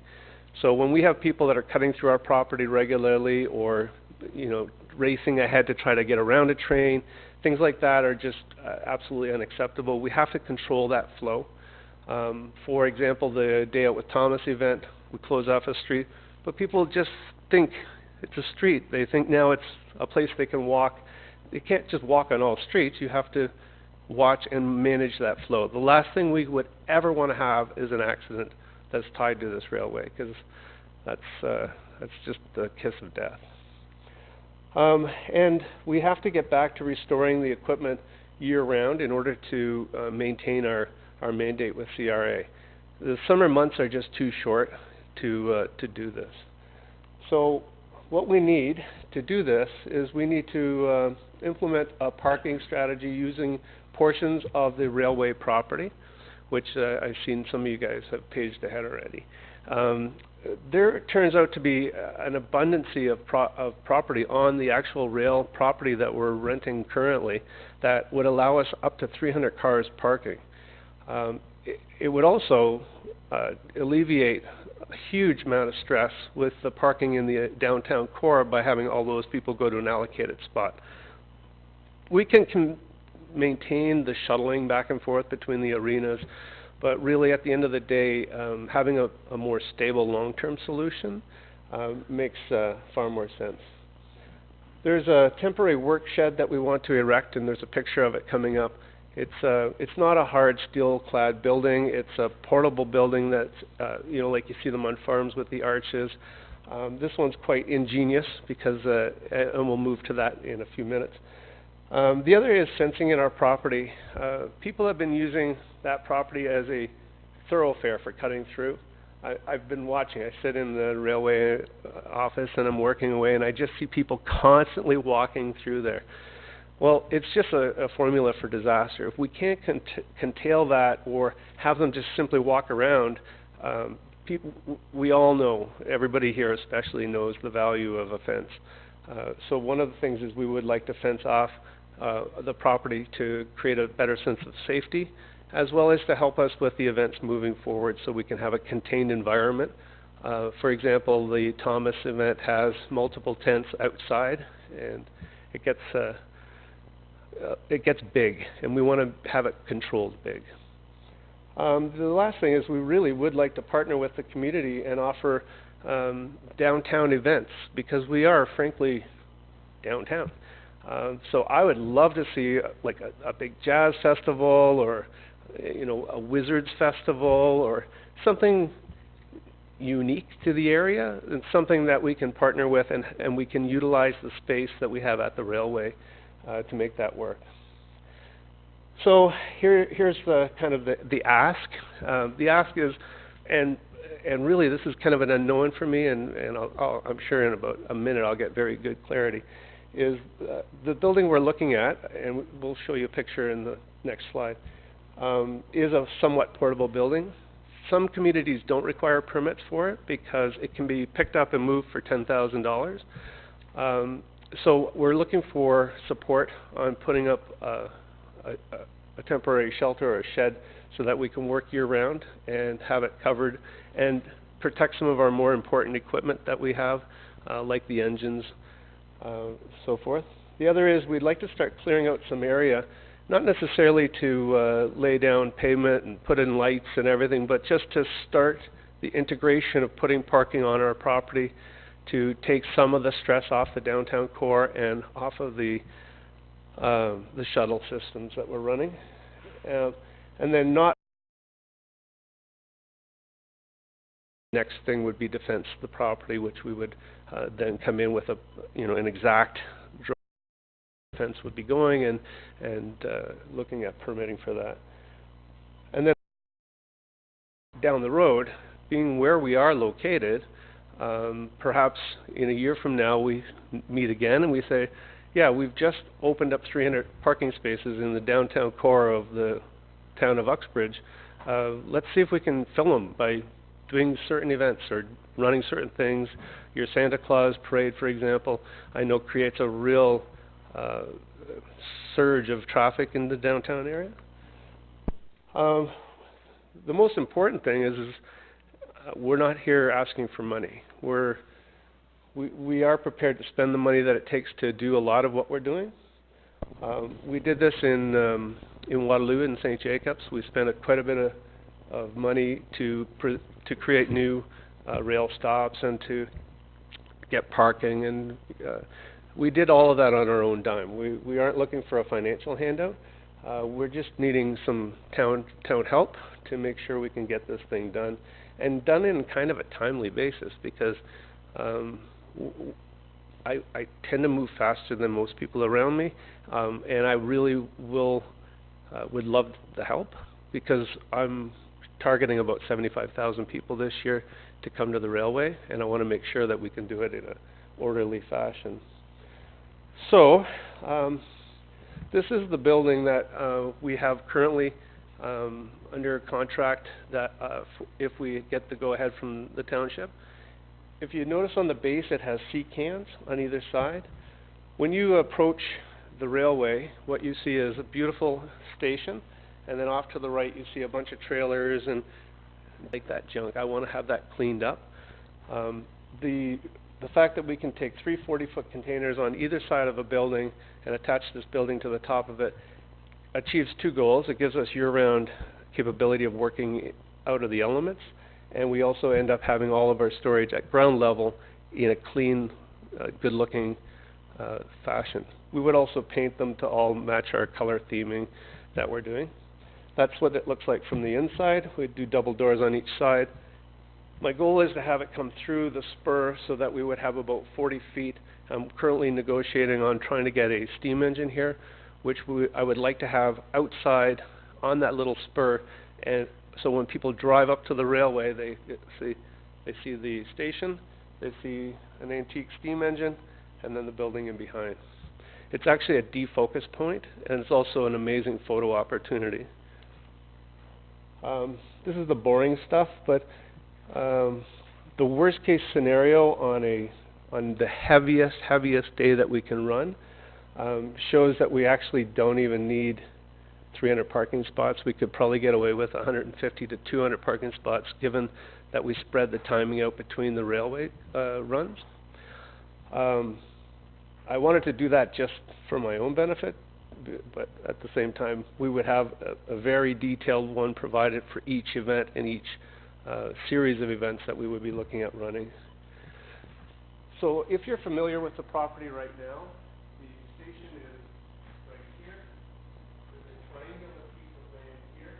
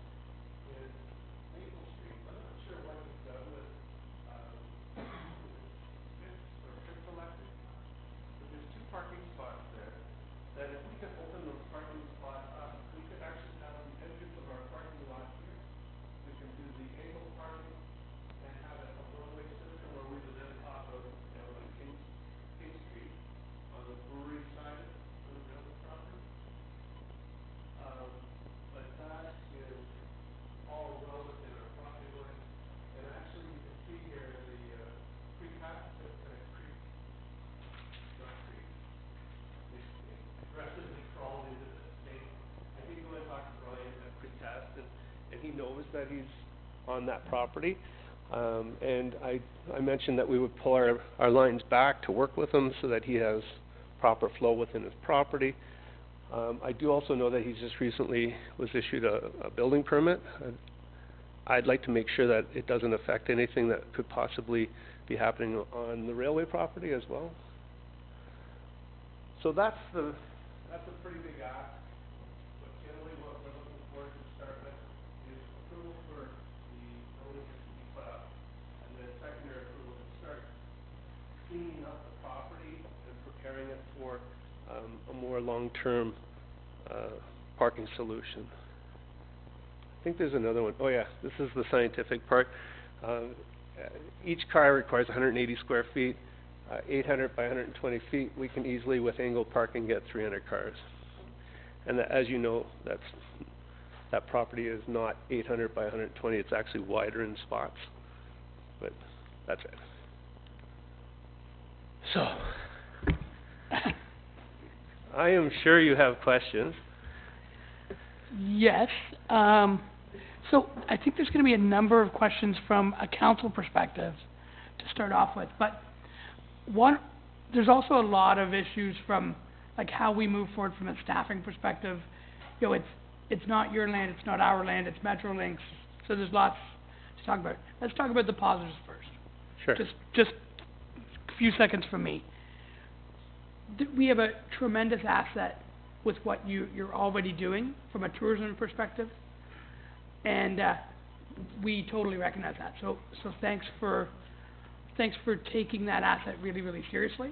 We appreciate what you're trying to do, but it's quite complex. So let's, Council, if you don't mind, let's Ingrid ask a few questions just in terms of how we fit what you're trying to do into what we have to do as a municipality. Right. And then we can, any extras we'll get council to ask, is that all right? Nod of heads from council? Okay, great. Go ahead, Ingrid. Okay.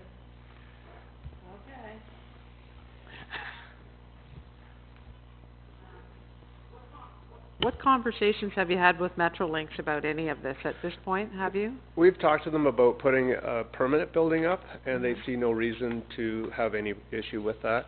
Okay. Because it's not, we don't own the land, in my mind, everything has to be temporary, because who knows? Maybe tomorrow they decide they want to put a line through here, but I don't think so. Okay, so the lease is actually not in YDHR's name, the lease is in the township's name. Correct. Newmarket Precast actually doesn't have a lease on the land anymore. They're under H.H. Goods lease. It's complicated. We've been down this road on a few things. I believe we will require a building permit for it. We require building permits for tents, so I would assume that this is a bigger building and we probably would require a building permit. What I would recommend, though, is that a meeting would be set up with Metrolinx in regards to the parking lot and in regards to the building, just to confirm. We'll need to get our agreement changed with them to allow for this. We even had to go through permission with them in order to get the AfriCycle temporary trailer on site. So that's going to be part of what needs to happen. Will you need to remove any of the train line, the track at all to put the parking lot in? No. You're going to put the parking lot right on top of the track? Yep. And Okay. it's only, it would be then treated like it's on dead track anyhow, but we can close some of the track off or just keep it as, for moving, equipment around to be So worked on. and the building is going to sit right on the track? It would, yes. Okay. On the spur, just at the little spur that comes off the track. It's not on a Is main that line. right next to where that platform is and there's Yeah. a number of Secant containers? It's not right next to it, it's right where that is. It's, okay, Yeah. will that then That be would removed? all It'll be all be gone. gone, okay. Yeah. Okay. That can't be what people see when they drive up to Yeah. the railway. Yeah, okay, yeah, for me, it's just gonna be really setting up a meeting with Metrolinx, and I'm trying to get a little bit more information on the opening of Maple Street, whether there's any kind of an agreement. There could potentially be an agreement in place with someone for parking that the town may have already dedicated, but I we'll have to check. understand, yeah. Okay, So I also have a copy of the good lease, that exists with Metrolinx, and they're leasing it directly from Metrolinx. Were you aware of that? Sis? Oh, good. Good, yeah. The feed No, mill. no, we're aware of that, yeah. Yeah.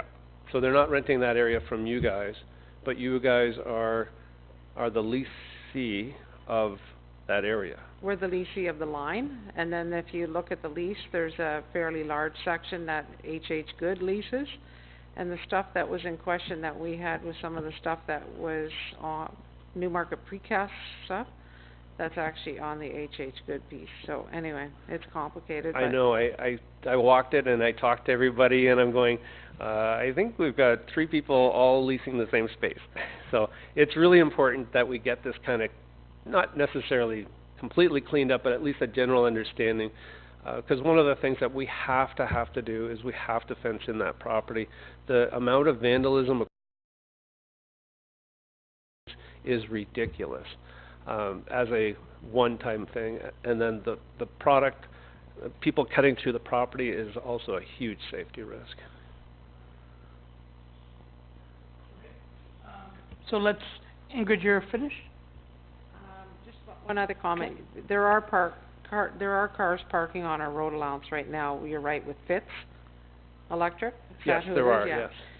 yes. Part of that discussion's probably gonna need to be, if you do get permission to put a parking lot in there, is that you may have to be open to having them park in your parking lot. Wide open to that. Again, that's, the whole point of this thing is to work with our neighbors.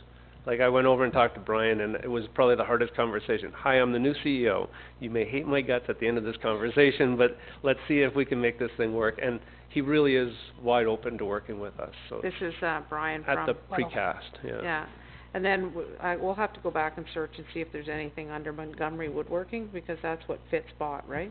It's transferred hands a few times, okay. I'm good. Okay, who wants to start from a council perspective? Okay, go ahead, Todd. One of the things that, first off, you're down my alley as far as going big and moving on and doing things quickly, so I appreciate that. Obviously, there's a lot of things in here that you have touched on: solid parking strategy, control of passenger flow, safety of passengers. It's good to see that that's already in your mindset, working ahead. I guess my first concern would fall just to your aspect of fencing the property. Don't disagree that obviously vandalism is always a concern in small towns and whatnot, and obviously here in Uxbridge we have had a concern with that. Having said that, it's also a very important area of town for connectivity as we move forward. And so I know from our trail side of things and conversations I've had with the other councillors involved in that area as well, that is sort of an area that we want to make sure we can pass through. So that might be an area that we have to look at as to how are you going to fence it off, and is there a way of fencing it off that still allows for a new system, path system, to be connected for us. So that's certainly a sit-down conversation in I'm that familiar regards. with that. They had a trail right through in front of the doors of our work shed in Waterloo. So people would walk down the tracks, cut in front of the 2 doors where the engines are coming in and out of all the time. So we approached the region and mentioned that maybe that's not a smart idea. And we all agreed to reroute people around. So yeah, without question, I understand that. It's a great idea. I just think this deputation might be turning into a planning meeting. So I'd like to just make a motion that we arrange a separate meeting to discuss in detail the recommendations, and then we can dive deeper into it from there. I think that's probably the right direction. We know that this will have a lot of staff impact. My guess, there'll be councillors in the room during those meetings as well. Like has already been mentioned, we want a walkable community, and we have a very vibrant business with the Second Wedge that relies on people walking to and from. And when we have trains that run 1 or 2 days a week that are impacting our ability to walk instead of drive, we need to be really aware of that. And I understand the issues in terms of safety.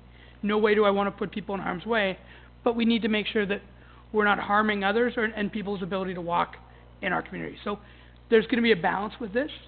We're balance the tourism impact that you're going to bring, your ability to raise funds, and work on your mandate with our ability to live in and around this facility. Right. And the last thing I want is an industrial-style rail yard in the middle of our downtown. No, So- this would be an attraction. And Yeah. so I like that you said those things. We'll just figure out how we work together to make this a net benefit for all of us. So that, the brewery, Yeah. I think, is gonna like the fact that between the 15th of November and December 23rd, there will be approximately, if this plan came into play, 36,000 people driving right past their brewery that would normally have never seen it. Yeah. So I have a feeling they'll like a lot of aspects of this, and I understand the walkable community. Okay. It has to be a safe, walkable community. Again, I think we all agree.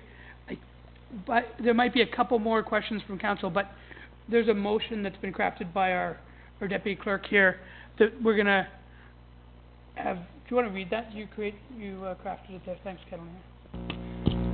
That the YDHR CEO work with council, staff, and Metrolinx to partner on the feasibility of implementing parking on unused portions of railroad property, erect a temporary work shed, and fencing on the property for safety.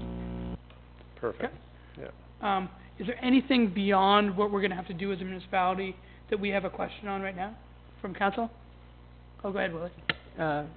Not really a question, but more so a comment, which helps to the next piece with Randy and YDHR. So first off, I'm a former resident of Tottenham, just about 4 years back, and it was on many events with the steam train, and it's awesome. So thank you for bringing that kind of a vision to town. This is one of the reasons that we need an active transport plan, just as councillors moving forward here, because as this came up, trails and active transport got back to me on it. So I'm not against anything that you say. I think everything's for all the right reasons, and believe strongly in your vision, Randy. It's just as we look at that space and as we try to divert people, we have a new Fields of Uxbridge trail system that we're trying to get people to connect directly. Just, have a broad, keep doing what you're doing with regards to your business and have that lens, but also have a little bit of a view of, we're trying to get residents to go that way up towards, some fields up on the northeast side of the town. So that space, the reason why they're going there is it's a viable option, and I understand that, but so as you're looking at your planning, please keep that in mind so that when we have discussions and I come back and ask about it, you understand the direction that we're coming from, but I applaud everything that you're doing. If you do a little investigating about me, and you're talking to the City of Waterloo, you'll see that we implemented a plan that's not called Rails to Trails, but Rails and Trails, where we partnered with the trail people to bring trails alongside of the railroad tracks instead of getting rid of the tracks and putting them there. And it was very lucrative for the Waterloo Railway because now the City of Waterloo, of course, has a way bigger budget than the railway had. So working together makes total sense. I agree, as long as it's safe, and that's the biggest thing for me. Thank you. Thank you. Go ahead, Gordon. Through you, just to Ingrid's point on, I think more discussion needs to be had with Metrolinx because they are the landowners. This may be an opportunity, not that I'm saying we're trying to divulge our future plans there, that we don't have any that I know of. The point being that if YDHR was to go ahead with this vision, if I can call it that, it may be an opportunity for you to deal directly with Metrolinx. In other words, to deal with fencing, access, those sorts of things, rather than having the township as a sort of an intermediary step. And Ingrid, I'm not sure where we would stand with that as far as the land lease goes, but for instance, if the township was to move ahead, basically pull out of the agreement that we have with Metrolinx and assign that to you, possibly, again, I don't know what your vision is, sell the existing train station and the red building to your organization, moving the sole ownership of YDHR, so I'm not sure where we would go to achieve that, but I think Ingrid has a point Yeah, on that. I think, okay, the agreement that the town has with Metrolinx was the only way that we could actually get the line to be affordable. Okay. Because they looked at YDHR as a potentially for-profit, and the only way that we were able to get the line discount was for us to take it on. It does create a bit of a confusing situation when we are the ones leasing it and you're the ones using it, but And it paying is what for it is. The cost of running this spur is horrendous for this railway. Well, if you were doing it on your own, I think the cost to lease the line is just Yeah. on it, you wouldn't be able to afford Yeah, it. but maintaining it is, it's a $250,000 a year to Exactly. do it properly, And for us, so, yeah. so the other part of it is the Red Barn and the train station actually belong to the township. Our piece of land is very, very small. We just have a sliver of land that picks up the train station. You get north of that, and all of a sudden, we're out again. The property is very confusing, but, you know, maybe council will, as part of this vision, look at leasing the train station, to your point, and make that part of But I think rather than the project. township being an intermediary here, it could be solely YDHR, again, depending on how the Well, I lease could be think structured. given that, I mean, we can have a conversation with Metrolinx. I think YDHR and the township both have to be in that conversation together. But at the end of the day, if it means that they're gonna have to pay the rate that Metrolinx has talked about in the past, there may be only one option, which is for us to still stay in. So we'll have to Mhm. explore that. Yeah, I'm not racing to make massive changes like that, and frankly, the leases are very ambiguous from what I've seen. I'd love to see the most current documentation that everybody has, and I think that's part of the due diligence process that, what you were talking about earlier. So I would say further discussion needs to be had with them. That'd be great, yeah. And to your point about cleaning it up or whatever, Yeah. so. All right, so we have a motion before us. Can someone move that? Okay, moved by Pam. Oh, you moved it already? Oh, sorry, I missed that. So all in favor of that motion? Sure, go ahead. That the YDHR CEO work with council, staff, and Metrolinx to partner on the feasibility of implementing parking on unused portions of railroad property, erecting a temporary work shed, and fencing in the property for safety. Okay, all those in favor? Okay, that's carried. So I would like to figure out how we can move ahead on the permit for that building sooner than later, because if we don't commit to the building now, we won't have it before snowfall. And that's a big issue for us, because that'll take another whole year off of our capabilities of operation. So, it might just be a standard permit issued. Would you be issuing the permit or Metrolinx? So no, the permit will come through our building department. But, and just so you know, 5 seconds ago, I got a meeting request to set up meetings with yourselves and us. So Love it. we are moving, we wanna move quickly for you, Excellent. but we also don't wanna rush too quickly and make errors that we won't be able to fix moving forward. Right. So we wanna do this right. Yep. This is a critical piece of our downtown, and we're gonna make sure we're very comfortable before we make any big moves. Okay? Fair. Thank you so much, and welcome to the team. We're happy to Thank be you. here. I also want to get Mr. Uxbridge on my side here with amazing. You're going to find we're going to be doing a lot of community integration like that, and Yeah. that's perfect. So, good stuff. Fantastic. Thank you so much. Thanks, Denise. Do you want to take a break? Okay. Why don't we take 10 minutes, so we'll come back at 12:10, and then we'll run through this agenda fairly quickly. Thanks.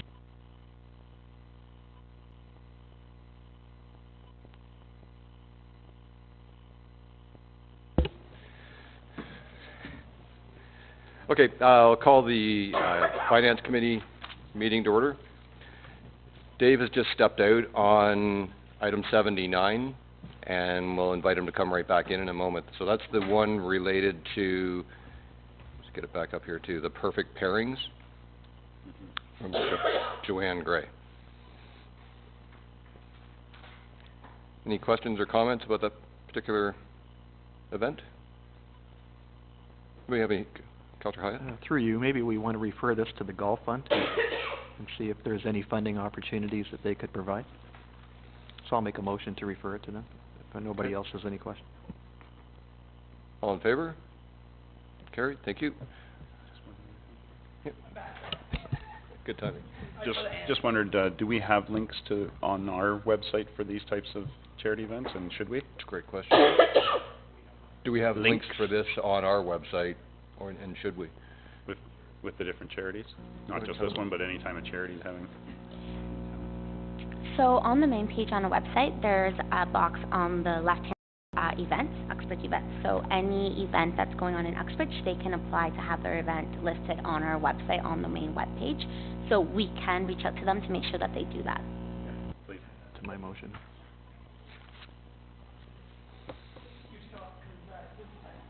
Yep.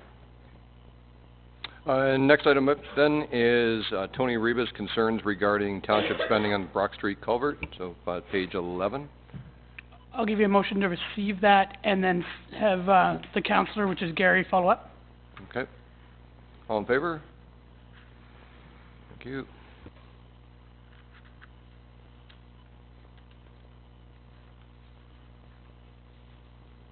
Item 81, page 12, Maggie Twiddell, request for use of Elgin Park at no charge to host the Yoga for Charity in support of the Jennifer Ashley Children's Charity.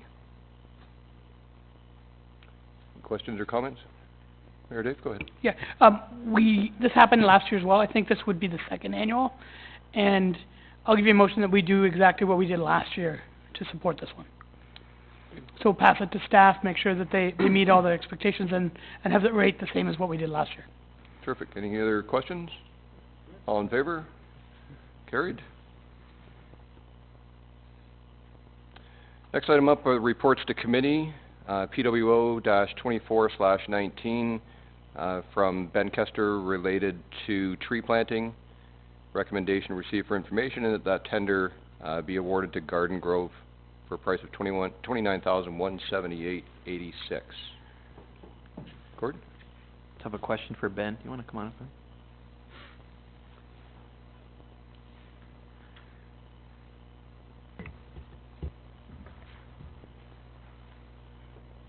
Oh, you're there. Sorry, I was waiting for you. You surprised me today. On the street trees, I'm assuming that's what that is, correct? Yeah. Are these to replace the dead ones that we took down, or are these going somewhere that we had Dead ones. Replace the dead ones? Yeah. Yeah, all right. I'll move the recommendation, Mr. Chair. I have a question to Ben, if you don't mind. Mr. Chair, Ben, I'm a little concerned that we've got two nurseries that operate in Uxbridge at least. There could be more. And both those nurseries don't actually plant trees themselves. So I'm wondering for next year, I don't want to change this, but for next year, can we please separate the purchase of the trees with the planting of the trees? The problem that creates is any of them that die, I would have to deal with and pay to plant them again under the warranty issues. Complicates warranty issues. Yes, Okay, so why is because we often get caught in the tree was alive when it left, somebody else planted it, and that's why it died. We ran into the exact same thing ourselves a long time ago before any of you were here. The Works Department used to actually plant the trees themselves, and that always became a bit of a sticky situation in that the tree passed away, and then somebody said, well, you didn't plant it right.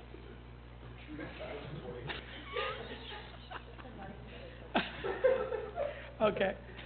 So, and here's where I'm at. We had a local nursery who donated 15 trees to put at the dog park last fall, almost winter. And there's nothing, they can't even bid on our tree contract. That's where I'm struggling. Can we can we talk more? Can we add to that motion that Public Works work with council to brainstorm ways to try and bring an opportunity for Uxbridge tree nurseries, like the multiple Uxbridge nursery companies, to allow ways so we can bid. They can bid on this in the future. Yes, Willie. Oh, sorry, I'm not sure. Before we put that in, but in my mind, chances are the companies that are planting them probably have a relationship with those companies, and there might be a buy rate that's beneficial to us through them, and we're getting to our point, we're avoiding any situations with warranty. So we might be trying to extend ourselves into something that isn't broken. I mean, there's a possibility of that as well. Yeah. I don't think we've planted trees that came out of Uxbridge Township in the last number of years is the problem. But they're going to Markham and Stouffville and other municipalities. Okay, well, we've got Gord's original motion. You okay adding that on to the end of it, Gord? The additions that Mayor Dave added? I'm not quite clear on what the add-on is. Okay. That we have discussion? Is that what I heard? Yeah, that we have a discussion to brainstorm ways that we may be able to mitigate the concerns, but allow local... You might want to ask for a staff report on it rather than council brainstorming, because whatever we say has got to go back to staff. I think we need to have the discussion first, and then I can bring back. Then you want to go away? Because perhaps we can put that into the bid process. Recommendation is that product is used. We won't solve it right But there now. has to be a warranty of some sort. I don't know how someone could provide that, but maybe I'm missing something. No, but again, that's why I want us to Yeah, brainstorm ways I'll to add try and make it sure. work. That's Yeah, all. I'll add it to my motion. Okay, thanks. All in favor? Thank you. Carried. And next one up, just while you're there. Sorry, just 1 second before we move on to this one. On this one, we've got 2 people bidding, and 1 was disqualified. Through you, Mr. Chair, to Donna. Donna, in our procurement process, is this something on occasion we've had 1 or 2 bidding. We would prefer to have a minimum of 3, but we're not getting there often. Well, not often, but on occasion. So how should we be looking at these types of scenarios moving forward? Because I think we'd prefer to have 3. Okay, so the three are related to quotes. So when we issue a quote, we'd like to have 3 as a minimum, but this is a tender, so it's different. Okay, next report up, PWO-25/19, also Public Works, to proceed. They've had 3 quotes on a half-ton truck, and the recommendation is received for information, and that the quote shown be awarded to Uxbridge Ford. Any questions? Councillor Beach, does your hand? I'd like to support it. Okay. Any other questions or comments? Okay, all in favor? Carried. Thank you. Thanks, Ben. Any unfinished business? Or any other business? I'll refer to press and the public in just a moment.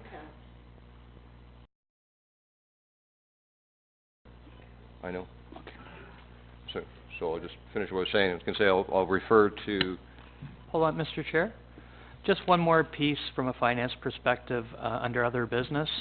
The Big Bike in Support of Heart and Stroke is Thursday, May 9th. In the past, Township had a team that was entered and would like to refer to the Golf Fund to sponsor that on our behalf. Okay. And again, it'll be May the 9th, so we'll be looking at councillors and staff to participate in the Big Bike. So just wanted to have that added to and refer to receive and kind of add to forward to the Golf Fund for next steps. Great. Thank you. Any other? And that's a motion that I'm asking for. It's a motion, sorry. All in favor? Thank you. Any others? Well, as I mentioned this morning, at the MS Walk is coming up. So we may want to do a similar motion to see if the Golf Fund could support that on our behalf as Township. And then hopefully some of us can come out. I will be there, but I don't know if anybody else will be. So I'll make that motion, Mr. Chair. Just give Catalina a chance to catch up. You good? We'll just wait for a second. What date is that for?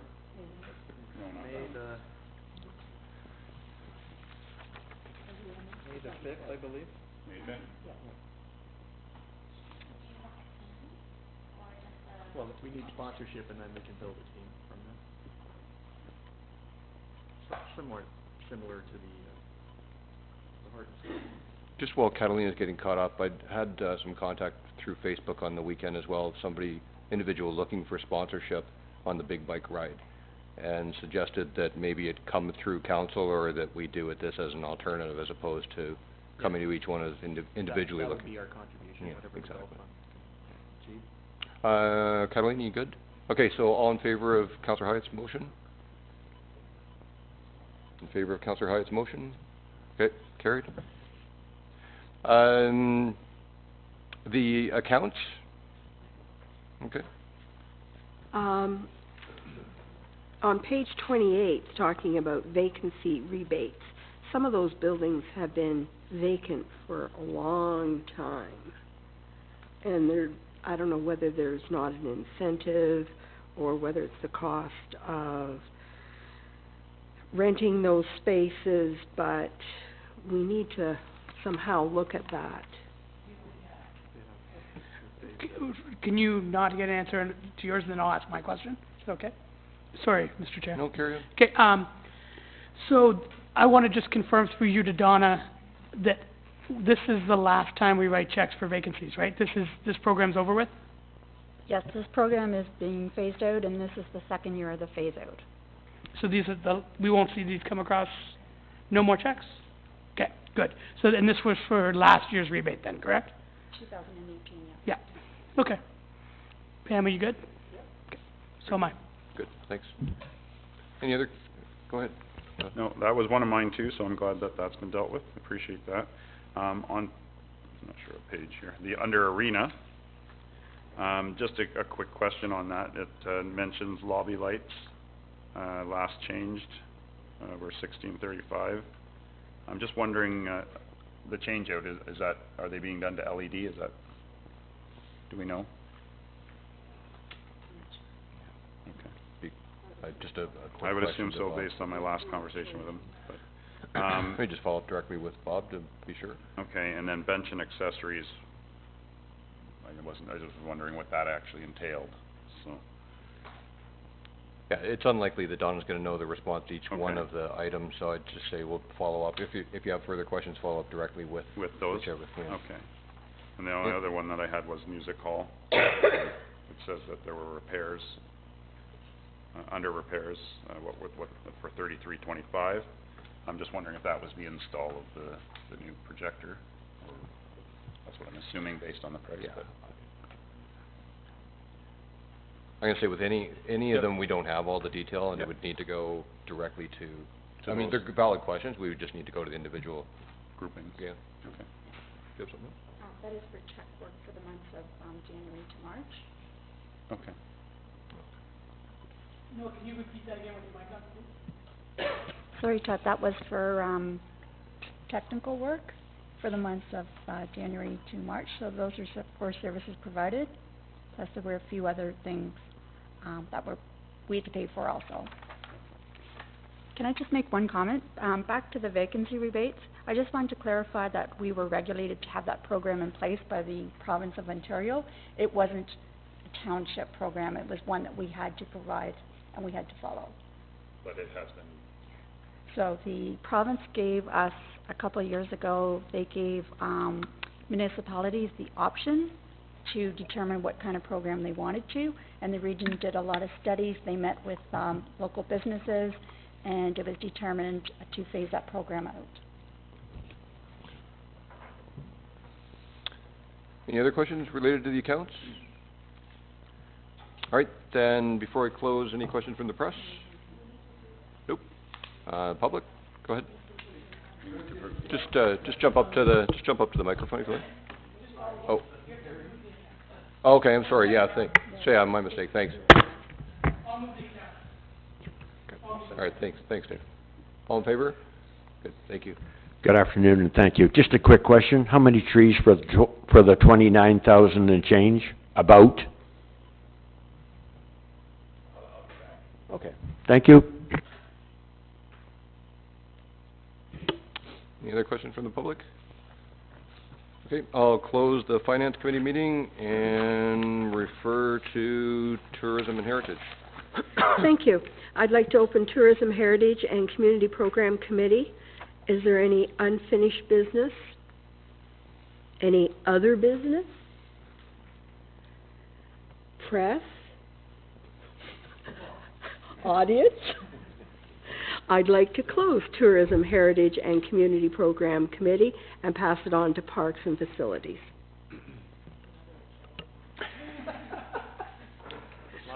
on there, right?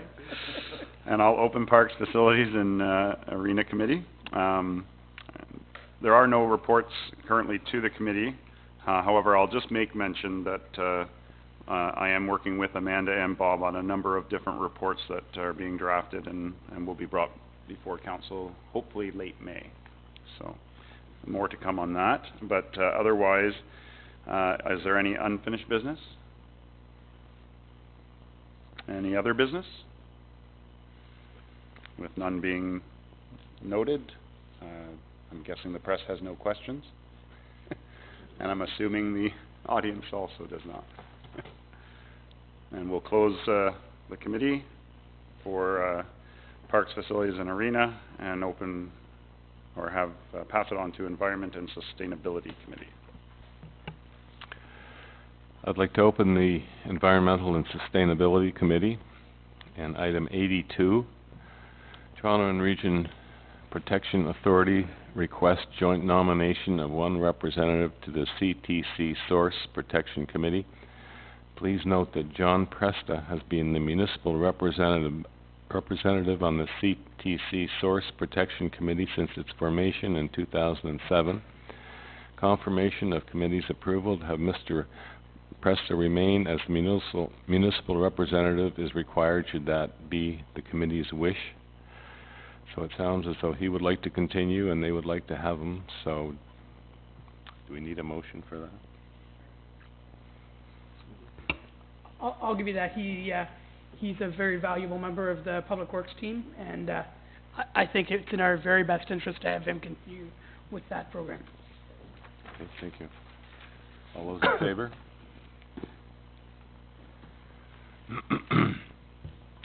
Any unfinished business? Other business? Does the press have any questions? Then I would like to close the Ability Committee and pass it on to the Public Works and Active Transportation Committee. Thank you, Gary. I'd like to open Public Works and Active Transportation Committee. First item is correspondence number 83.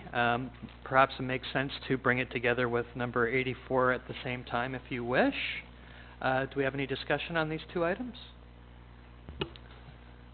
I've heard from both residents, and it's the part of the broad concern we have of speeding on the streets throughout the township. And they've just asked now for consideration to be made to reduce the speed limit on 2nd Avenue to 40 kilometers an hour. I did, Councillor Poppe and I talked about the signage, so I did go over. There is a sign up that says 50 on 2nd Avenue, if memory serves, although it was only a couple of days ago I was there, from between Dominion and Barton. Nothing on the long stretch continuing north from there. Yeah. Anything else? Mayor Dave? Yeah. I think we need to get some solid data points. I know there was some moves made on Cemetery Road, which was a little different situation, but I think we need to look at the exact speeds people are going and find out what we can do to influence that. So first, get the data without making any changes, study that data, confirm those issues, and then look at how we can move forward. And there's a committee already formed to send that information to. So. Okay. Councillor Snooks? Yeah, so as being part of that committee we've sat down with Lucas, and I don't know if Ben, if you have spoken with Lucas since our committee, and I have. And if you want to address that, what's planned? I have done that kind of a report numerous times in the past, so maybe I'll get Joanne and Lucas to pull all those reports together and bring them forward as one sort of consolidated report. Can we get a motion for that?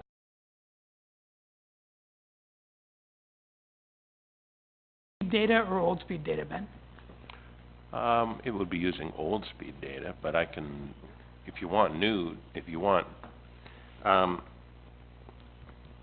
was old speed data, but we did the speed data before we reduced the speed limit, and then did the again. Okay. So I can, if you're gonna do it in other areas, you almost need to be prepared to reduce the speed limit there too, to make the comparison. Yeah. So when we, I'm gonna be doing it on the 6th, where you pass that bylaw, so I'm gonna be doing that in that area. Okay. So I can, that'll be new, but I can also bring, and I'll bring that forward, Mhm. or Lucas can bring that forward, and then we'll attach some of the older surveys that we did in the past as well. Okay. And at the same time, I think we should take a look at, there's some certainly hot neighborhoods where we have issues. I think we should start, as soon as we know the snow's not gonna fly again. As soon as Couple months. So sometime in September, we should Yeah. start recording speeds Okay. with the invisible pieces that we've got, to try and get a really good sense, maybe a week or two in multiple locations, to try and get really good data here. So the committee should decide where you wanna put the counters. Yeah, so we'll reach out directly, so I keep up to Okay. speed. Yeah, we can do that. Councillor Hyatt? Yeah, thank you. Through you, didn't we, ask for engineering on some of these roads in the last council? I don't know where that went. What do you mean with You had a guy engineering in- with respect to? You had a traffic engineer talking about various things. Oh, well, yeah, we did, we sent the engineer, sort of on his way to investigate yield signs as opposed to stop signs, and that came back, the sight lines were all not good. Yeah. So was But there a we didn't turn them loose on speeds on certain areas, or in certain areas. Because we've changed the dynamics along that Dominion a few times to reallocate stop signs and change the streets. That was more were- along Dominion, I not think Second. that's one of the letters that's on here. Just another question, where is the province at on reducing urban speed limits to 40 across the board, or are they? I'll try and find that out. Because that might solve a lot of our issues, and to me, we're gonna keep getting requests, well, they got it, now I want it. It's gonna be one of these, cherry-picking things. I think if we had an overall plan, I hate to use the word plan, but an overall idea, I guess, of where the problem areas are and where we should be focusing, rather than cherry-picking based on individual requests, I think we're probably far better ahead. Maybe you wanna comment on that, or? I think this will be a never-ending request. I don't think there's hot areas. I think that as we change, you'll get lots of these requests. But I know In the past, Yep, go ahead. you've referred them to me, and I've done the speed study with the rubber cords across the road, and very few of them have ever come back like there's a huge speeding problem. Mm-hmm. There's always the one-offs, half a dozen a day, but generally speaking, they haven't been that bad. But I'm sure we all heard through the election process that, everybody has the opinion that people are speeding down their street, so I think we need some actual data, and maybe that's to your point, is getting the new numbers. So I would suggest we get a new count on Dominion Second, because it has been problematic. The problem being that you have a very narrow street feeding into a major subdivision. So whether it's Second Avenue, Third Avenue, or Fourth Avenue, or Donlands, it's the same issue. I mean, you have 5 or plus 100 houses in that subdivision being fed by very narrow streets, so that's part of the engineering problem. So I think, Ben, if I can make a motion, is it you? You're the chair, aren't you? I'm looking at him. That we get the updated numbers, Ben comes back with maybe some suggestions as to how to deal with it, and I think that's the way to move forward, rather than cherry-picking and agreeing to certain streets that need speed reductions, and possibly reorientation of speed signs and stop signs. Okay. Before we get to that point, Councillor Snooks, did you want to add on here something? Yeah, just, okay, so the committee that has already been struck, has addressed this with Lucas. The concerns that the committee has, one thing that we have addressed with Lucas that is going forward is as mentioned by Ben already, that section of the 6 where we've already gone through council, there's going to be the change. We've requested that the speeds be tested for about a week time frame, whatever time frame, prior to the speed being changed. Again, after the speed has been changed, with law enforcement present, so a targeted project by DRPS with them there after the new speed is in place, and then again, a month, whatever time frame later, after that with them not there. And having those 4 levels of speed time frames covered to give us a good indication of what that actually looks like. Does it reduce the speeds? Does it reduce it only when enforcement is present? Does it reduce it when, overall or not, type thing? The other concern that the committee had, and I will reiterate because I did mention it in the last time, is when we start saying that there's hot areas, and I would agree with Ben, I don't know that you have hot spots in town. I think you have, when there is a concern, somebody brings it forward. The issue with if you start to change one, you need to do that study, and you do need to almost blanket it and say, our in-town speed will now be 40, not 50, on any unmarked street. So whether that's something we can do, or if that has to come from provincial level, I don't know, or regional level. That would be for Ben's group to finalize.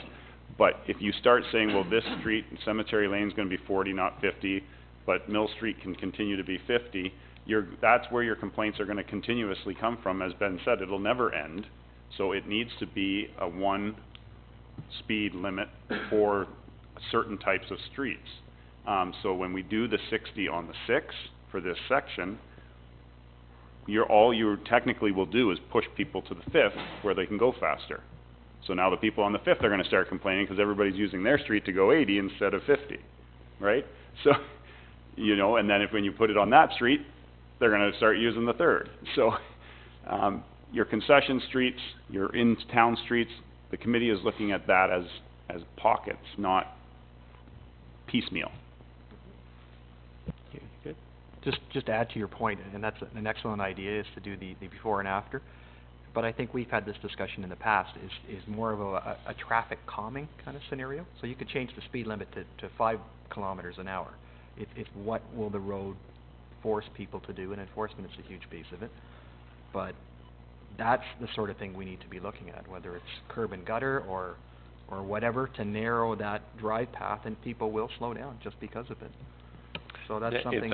If you're talking traffic calming, then council should pass a resolution for me to include some level of engineering to look at traffic calming in next year's budget.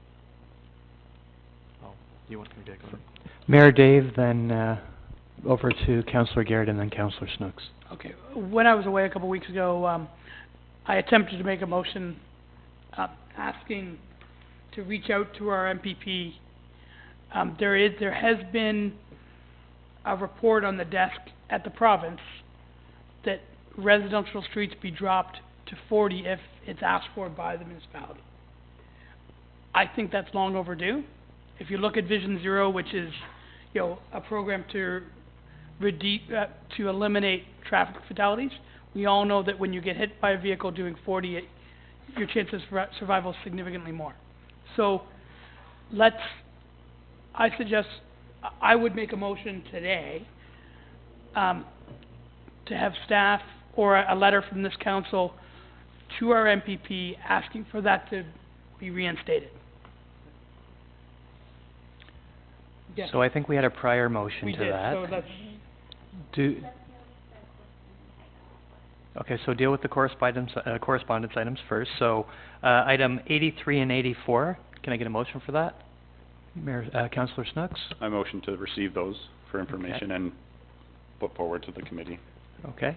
Those in favor? Carried. And then further to the next piece, Councillor Hyatt? I'll make a subsequent motion that we refer this to staff, as Ben has suggested, to do some engineering on, I guess, all streets, you know, over time, maybe not all in one report, but moving forward, we can target where the major issues are, but again, I think this has to be township-wide. We can't just start picking and choosing where we want to go here. It has to be safety across the entire township. Mayor Dave? Yeah, can I speak to that motion? Gord, I agree with you 100%. Why don't we've already got this committee, why don't we have them give us a recommendation at the end of this that will probably include I can some add of that to my motion. Okay. Okay. Do you have all that, Catalina? Yeah, okay. So those in favor of Councillor Hyatt's motion? Carried. Moving along to Oh, item... that's mine, I think. Sorry, go ahead, So Mayor Dave. then my motion, having a letter come from this council to MPP Peter Bethenfalvey, asking for the power of this municipality to drop our residential speeds to 40 kilometers an hour, as a municipality, without having to sign every street, which we know is expensive and sign pollution. Can I ask, would that continue to the rural areas as well? I was Because just I gonna think say, we need to definitely capture the that hamlets rather as than... well. Oh, Hamlets, yeah. We Yeah. have the ability to do it, whether we choose to do it or Right. not. And the hamlets you'd have to sign, but these, I think for the subdivision style streets, whether it's First Avenue, Second, et cetera, those, it'd be nice if it just happened all at once. Okay. And that is a motion you're putting forward, correct? I am, yes. Okay, those in favor? Carried? Okay. We are on to, in a similar vein of thought, item number 85, Pamela Sedgeworth, with regards to concerns on Mill Street. Mayor Dave? Yeah, I'll give you a motion to forward that to that committee Okay. and to receive for information. Okay, just for, and as counselor for that ward, I'll get back to her as well, so. Perfect. Okay. Follow-up, Councillor Hyatt? With the culvert construction looming, Ben, there's been talk back and forth about Mill Street and what we're planning to do there. Is it going to be a left or a right in, right out? Do you have any update on where we could go with this? We approached EMS on a right in, right out, and they were not, Well, I mean, supportive of that you at all. could probably exempt emergency vehicles, I would assume. They're always exempt, and but they know that, and they were not happy about that at all. I can have another conversation with them if you wish. Like, what would it take? A bylaw and signage saying no left turn, or? Bylaw, Like signage, and some type of temporary flexible barrier at Mill Street that would eliminate the left-hand turn lane. Like, would you need to build an island or something, or? It's temporary, you wouldn't, nothing in concrete. Because I'm just anticipating when Brock Street is shut down, it's gonna be a free-for-all out there, and the last thing we want is people using Mill Street, because they will. So we need to, I guess, cut this in the bud and, you know, maybe educate people as to the alternate routes that they should be taking, but this certainly shouldn't be the only one, if any. Except if you live on Mill Street and you wanna get into town, then Local you would go traffic. down and turn right, so. Yeah. Again, it's gonna be an issue for some people there, that they can't turn left now to go down Toronto Street, but I don't know, I don't see any other way of dealing with this, because it's just gonna be chaos if this is left the way it is today, so. I think right in, right out makes sense. I don't understand the EMS point of view on this, so I didn't ask to speak, Mr. Chair. That's okay. But, I wondered, do you think we should just make this temporary, pull the trigger and do it now and see, then reassess in post-culvert? They have to approve it? We have to pass a bylaw. And, start with. I think you should at least get another, I think we should talk to EMS again and get their opinion on it again. How does it affect them if they're exempt? Well, it's really it's the shortest way to get to the hospital from Testa and Coral Creek, across Reach Street, across Mill Street, and then left. Yeah, but if they're exempt, I don't see what there is. If they got the sirens and the lights flashing, people are gonna stop, you hope, right? So, well, you could speak to this, maybe you know more about it than I do. I'll talk to them again. We'll talk to them again. Okay, so how are we moving on this piece? I think I gave you a motion that we receive and forward it to that committee. Okay, so I think we carried that already, did we not? Yes. Okay, so item number 86, and McGeechee safety concerns at the intersection of Toronto Street and Elgin Park Drive. Councillor Garrett. Just have a comment. I've received through the Age Friendly Committee, Bob Curvan and one of his sidekick went from light to light to light all over town, measured, and I've sent that to Ben, and his department's looking at it now. This intersection was included in it on considering adjusting crosswalk timing for all lights throughout the town. It's actually not my department. I forwarded it to the region. Or to the region. Yeah. For some of them. They all region? All region. They're all okay, thanks. Just on that point, we had a meeting with the region several weeks ago, and this intersection was discussed as well, so. Yeah, this one was on the radar for a couple of reasons. One was the timing, to make sure that we had a look at that. Also that it's not a lot further, but it seems a lot further if you're mobility challenged. Mm-hmm. There's actually 2 posts there, and you have to go to the long one out further south and then come back to cross. So we talked to them about that one as well. So, go ahead. So I would just make a motion to receive, just ask who will respond to Ms. McGeechee. Given that her mother is in my ward, I can respond back to her. Great. Okay. So motion to receive and have you respond? Sounds great. Okay. Those in favor? Carried. Item 87, page 39, Kirsten Kirby concerns regarding road conditions on concession 5. Discussion, Mayor Dave? Yeah, so this came directly to me. It's Gary's ward though, but this is a section where we've paved the majority of this street. We've got about 300 meters left. Yeah, Ben, when are we planning to do this one?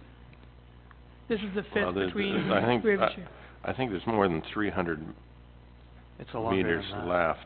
I think we're about halfway. I think there's almost a kilometer left. Yeah. It's a whole other Strava segment. I believe it's scheduled to start in 2029. Oh. The danger with this, and part of the reason regional council at the time approved to do the bottom half, was there was some extra funding that came available from somewhere, I forget where now. But the other part was that they were afraid if they put a surface treatment on the whole thing right up to Ravenshoe, that it might become a bit of a bypass for the trucks to avoid Zephyr and that kind of thing. Which makes sense if you think about where it's at. Gets you to the bigger road sooner, right? Yeah. Yeah. I have a motion here. Hopefully you don't mind, Gary. How about we have Public Works come back to us with a suggestion on what we should do with this? Because maybe we should speed this up a little bit. Again, it's the last chunk of that road that's been mostly done. We have some extra gas tax funds, etc., that could speed this process up if we choose to. And then with that suggestion, we could maybe get, whether it becomes a no truck route or something, kind of what our options could be on that. Okay. Okay? So I'd give that motion. I'm open to direction if someone wants to make some friendly amendments. Councillor Snooks? Through you to Ben, so you've mentioned that it's currently slated for about 2029. Is there another section of road that is currently slated for this year or next year, that could be switched out based on it not being as priority based? I don't know. Can we look at that as part of that? My position has always been, it doesn't matter to me, really, what road goes first and what road goes second. If council wants to switch them around, or the ward councillor wants to switch them around, then just pass a resolution. And I think this is part of our asset management plan. So this is as we look through our list of roads that we need to maintain. Ben, the ones that have not been paved yet, do they just fall in, like, I know that the ones we get evaluated are the roads that are not paved yet. Are they thrown into that same lens? Are they looked at by the consultant to determine when? Or do we put those in kind of where we can after the fact? No, they're part of the asset management program. The schedule was a schedule that I came up with a number of years ago that was approved by council. So if council wants to amend that schedule or change it in any way, absolutely, they can pass a resolution and change it. Anything else? Well, we've had this conversation before, switching priorities. Yep. So maybe we should sit down and look at the different, what projections you have as far as paving is concerned, and switch something around, or if there's more money available, Dave. Yeah.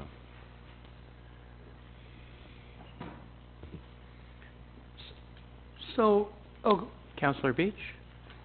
The thing is, when you go to switch something around that's, and I understand that piece of road, but then I might have some residents that would say, well, like, projections for the 7th or the 6th concession, why isn't that being done, that it's horrible also.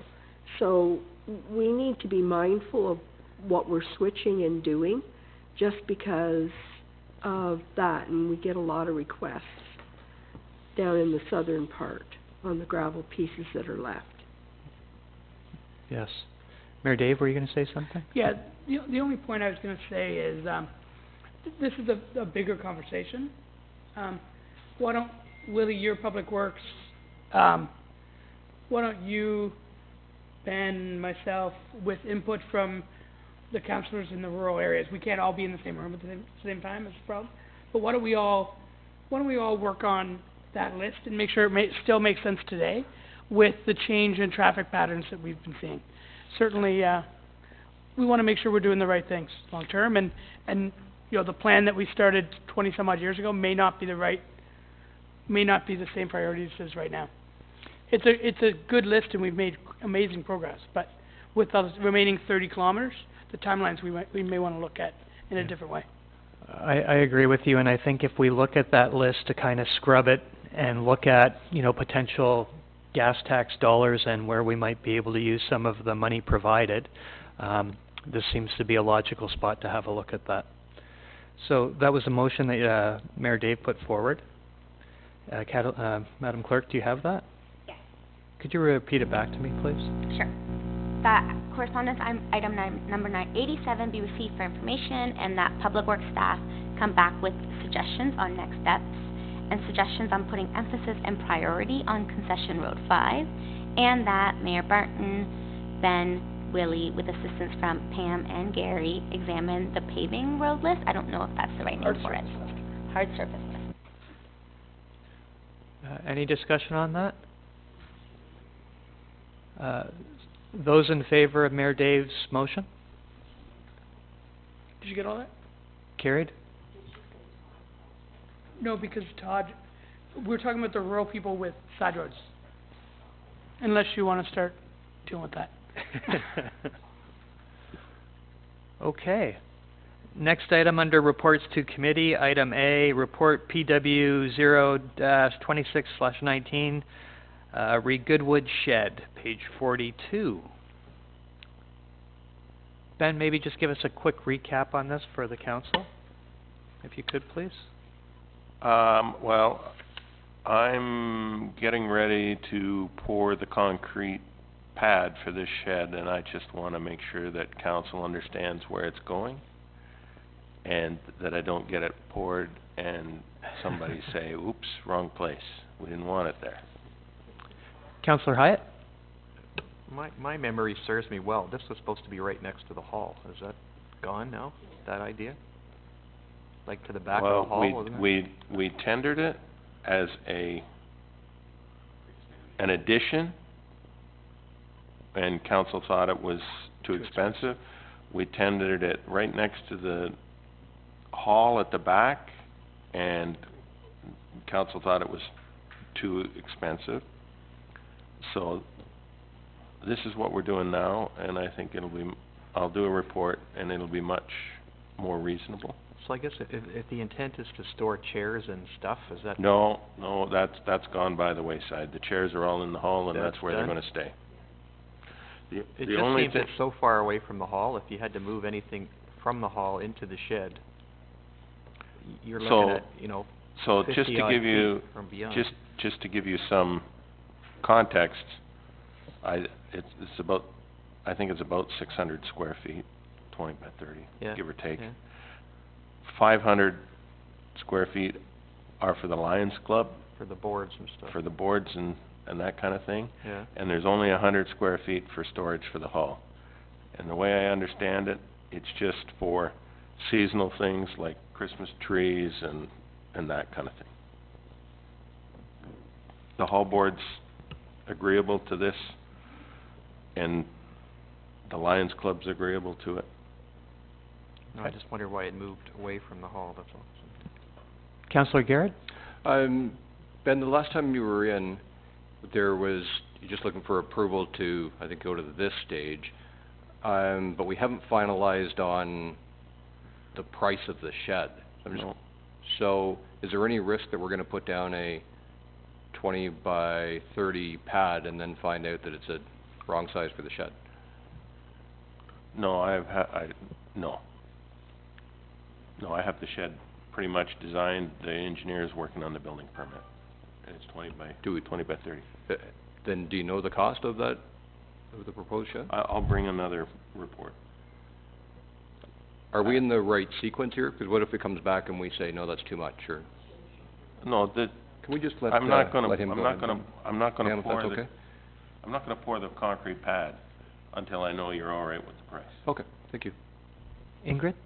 Yes, I'm gonna say this, and it has to be said. There was always talk about a ball diamond going, that drawing that's there actually shows the ball diamond, I think in the place that it's at right now, but there was talk way back with the hall board about actually taking the field that the ball diamond sits on right now, flipping the diamond basically over on its end, so that the field would actually end up going into the land that we own to the north. And that the front of, along 47 could actually be used for a basketball court, increasing the amount of parking, so on and so on. So the placement of the building has always been, there was no plans for a building, but it's always been, be careful not to put something on that field that's going to basically get in the way of any future expansion of the hall to the north. You're saying the hall board's okay with it, but I'm just saying, just be mindful of that, because now you stick a building there, if you had to flip that diamond over, you wouldn't be able to do it. Mayor Dave? So I think we should pump the brakes, take another look at this with the future of our Goodwood Park in mind. Yeah, we can only build this thing once, let's make sure we don't put it in the wrong spot. So let's have Parks and Rec look at this again. Ben, sorry, I know you've done a lot of work already, but let's make sure this is going in the right place. We don't wanna move it. I just expect we'll get some comments from somebody in Goodwood who was involved in the plan. This plan that's there doesn't really show the detail on that diamond. We can't locate the plan, and neither can TRCA, but it is sort of looming out there as something that there was some community interest in. Okay. Councillor Hyatt, then Councillor Beach. Just on your point, Ingrid, is the intent to put home plate in left field and then orient it that way, or is it to move the whole thing around? Basically, it was to flip the diamond over. So the outfield would now be north. Home plate would Right. basically be where home plate Where is left, almost where left now. field is, so. But the idea being that even if the diamond had to be physically moved completely, that to the north, that you just wouldn't have anything interrupting the pathway to get to the back of it. That's Yeah. all. I'm just thinking if the purpose of this shed is to store boards, and the boards basically sit on the diamond in the winter, right? That's the base for the rink, is the diamond. Then you don't want to be miles away from the field. It should be near or adjacent to it, right? There's always been one challenge with this whole plan that was in place that TRCA put together, is whether you could actually afford to do it, and whether the numbers actually made sense. So back in the day, they were talking about maybe flipping the diamond, and they might be able to have ball games going on the same time that they're renting the hall. But again, the business plan on that, so you might end up getting an additional $200 a night, but it's gonna cost you $450,000 to move the diamond. The payback is a little long. But if it's a softball diamond, it's not gonna change things dramatically. But that was with the idea that you would move it and create more parking where the outfield is now. And that's always been the challenge, is whether or not you could actually justify the expense. If Goodwood was a location and we were tight for places for a diamond, then it might be something that we look at. I think we need more info. We're guessing here, so. Councillor Beach? I know as far as the Lions, and basically the Lions, it's gotta be, the building just has to be put where they can drive to. And you can't drive across the septic system, that's why it can't be too close to the west side of the hall, 'cause the septic system is there, The septic system's actually out in right field. but it comes off. There is one pipe from the Okay. hall out to right field, but the bed itself is in right field. Okay. But as far as the Lions are concerned, they just need to be able to drive into it, wherever it needs to be put. Mayor Dave? Yeah, so, I'll give you a motion that we table this and make sure that all staff agree with the direction, and that the Hall Board and Lions Club also agree with the direction. We can't solve it here in council, from my point of view. Okay. Those in favor of Mayor Dave's motion? Carried. Okay, we're looking at, report, item C, report CL-2519. I skipped one, apologies. B, PW 2719, Ben Kester, Investing in Canada Infrastructure Program. I think what Ben's asked is just giving us a little bit of a heads up that you'll be coming back to us on this project shortly, and you've got one, anything else on that you want to add, Ben? No, it's just that everybody's fine with the two projects. I'm meeting with East Gwillimbury tomorrow about that part of it, so we'll see where they go. And I think I haven't really got confirmation from East Gwillimbury yet, whether that's what they want to do, but if that's the one they want to do, then I think that should be our first choice, and if they decide that they're going to pick another project in East Gwillimbury that doesn't involve Uxbridge, then I think the next one should be our priority. And I think when we looked at our budget process, I think number one was the one that we pushed out, if I'm not mistaken. I think we pushed that out a bit, if I remember right. It was just a reserve fund. It was Okay. $25,000 a year, so. Okay. Any more discussion? Councillor Hyatt? Just on the costing on option one, Ben, do you have a number for what that would be? I'll have to bring back a report because It'll be based you on probably what they decide. have to, you can only apply for one. And if you're which saying doesn't mean that you can't apply for Davis Drive and East Gwillimbury apply for. That's where my next question was. You could do that, Could do that. but then if East Gwillimbury gets that, then you're on the hook for, I think you're on like you'd have to pay for half the road instead of part of a third. Yeah. I just wondered, what's the better bang for the buck? I guess we don't know yet, but anyway, I'll move the recommendation, Mr. Chair. Okay. Those in favor? Carried. Okay, we have item C, Report CL 2519. Debbie LaRue requests to change the name of Cemetery Road, page 17. Mayor Dave. I think the public spoke loud and clear on this. I don't know, hundreds of comments, I think, online. And the strong recommendation is that we do not change the name of Cemetery Road. And I would support that 100%. And it goes along with the report that we've received. I can also share that I've received numerous emails, phone calls, and other meetings throughout town on that. So just moving forward with Mayor Dave's motion, those in favor? Carried. Do we have any unfinished business? Do we have any other business? Questions from the press? Any? Questions from the audience? Okay, I'll close this meeting and hand over to the Planning Committee. Thank you. I'll call Planning Committee to order. Correspondence 88. This is from the region of Durham. It's the annual subdivision condo activity report. Any questions? I get a motion to receive. Councillor Snooks, all in favor? Carried. Thank you.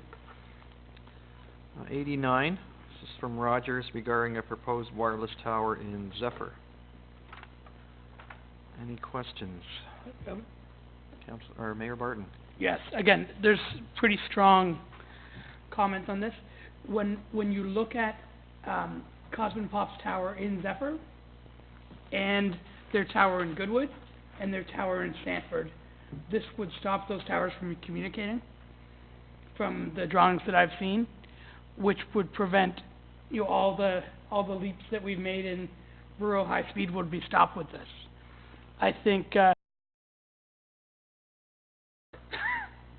Ingrid, do you have any comment on that? I don't know whether it will or not. It just, we've got a request to proceed, and for our property, it would go through CRINS. It would be Rogers' cost to determine that. We've got an opinion from Mr. Pop on it, but I don't know, yeah. We don't have an opinion yet, as you're saying? not from CRINS. Okay. Did you want to make a motion to refer this to them? Or do you have a... So, I think CRINS might be premature. I know that's our system. Why don't we table this, or why don't we receive this report and ask Rogers to come back and confirm that this doesn't interact with the tower that's very close to it and appears to be in line with, this seems, from the drawings that we've seen so far, appears to get in the way of the high-speed internet that we've gotten in Goodwood through fiber speed. You okay with that? What tower does Howie have? Howie's got Bell, doesn't he? But it's a long way away. Like, this is, if you look, this is about 100 meters or less. Yeah, there's from, one just to the north of it now. Yeah, so it's really close to that Zephyr tower. And if you look on the map, it looks like it intersects it, and it's larger and wider. So I'm not, with my limited understanding of this, I would say that this appears to completely block the fiber speed internet system that is supplying our library and the majority of Zephyr. Would the Sirens report speak to that at all? I don't know. It would, but again, there's already some noise out of Zephyr. I think it's premature to send this to CRINS. Okay. So you got a And motion? So, did you get Do you that? want to read back the motion? So that correspondence number 89 be received for information, and that Rogers be invited to speak at a subsequent meeting of council to discuss the proposed wireless communication sites at Zephyr Community Center. Okay. Any questions? I don't need them to come in. If they send us correspondence, that's fine as well. My motion was that they didn't have to come and talk to us. probably best that they do. Okay. Because there may be questions that will come out Yeah, I of that think that would be appropriate, correspondence, yeah. and they'll be here to answer. So Okay. we'll set it up. Okay, any questions to the motion? All in favor? Opposed? Carried. Thank you. Okay, reports to committee. There's DS 2319 from C of A regarding concession 4, 614 Sanford Road. Questions? I just have some concerns with the non-farm produce. I mean, I'm just thinking, not that I'm opposed to the application, it's just that what happens a few years out if for whatever reason they don't have a readily available supply of fruit, and this continues as basically a retail outlet of other people's stuff. And that was my only concern here, and I don't know if anybody can answer that. Like, what's to stop them coming in 4 years and asking for another 4-year extension, I guess would be my question. Do you mind waiting until 1:15? Amelia will be Sure, coming up. maybe so we'll just hold this. Let's move to report CAO 919. This is the proposed tower for Sanford. Ingrid has a report on here, page 101. Questions? Councillor Garrett. When you go down to page 103 on the agreement, we don't normally take post-dated checks, so this would have to be a bank draft or some other type of some type of a completed payment, of which we would then be happy to refund if all the conditions are cleared. Okay, thank you. Any other questions? I think this is a very unusual situation with this. We normally wouldn't do this. The check is from the business owner. We already have it in our hands. I think in the future we should. I think in this case, why don't we let this, I would suggest we let this move forward. I think you need to have a policy in place, Bruce, if that's what you're suggesting. You can't just... My understanding is there is a policy in place. Oh, I wasn't aware of it. That So. from discussions with the treasurer, that it's Oh, expected that there was? it's a Okay.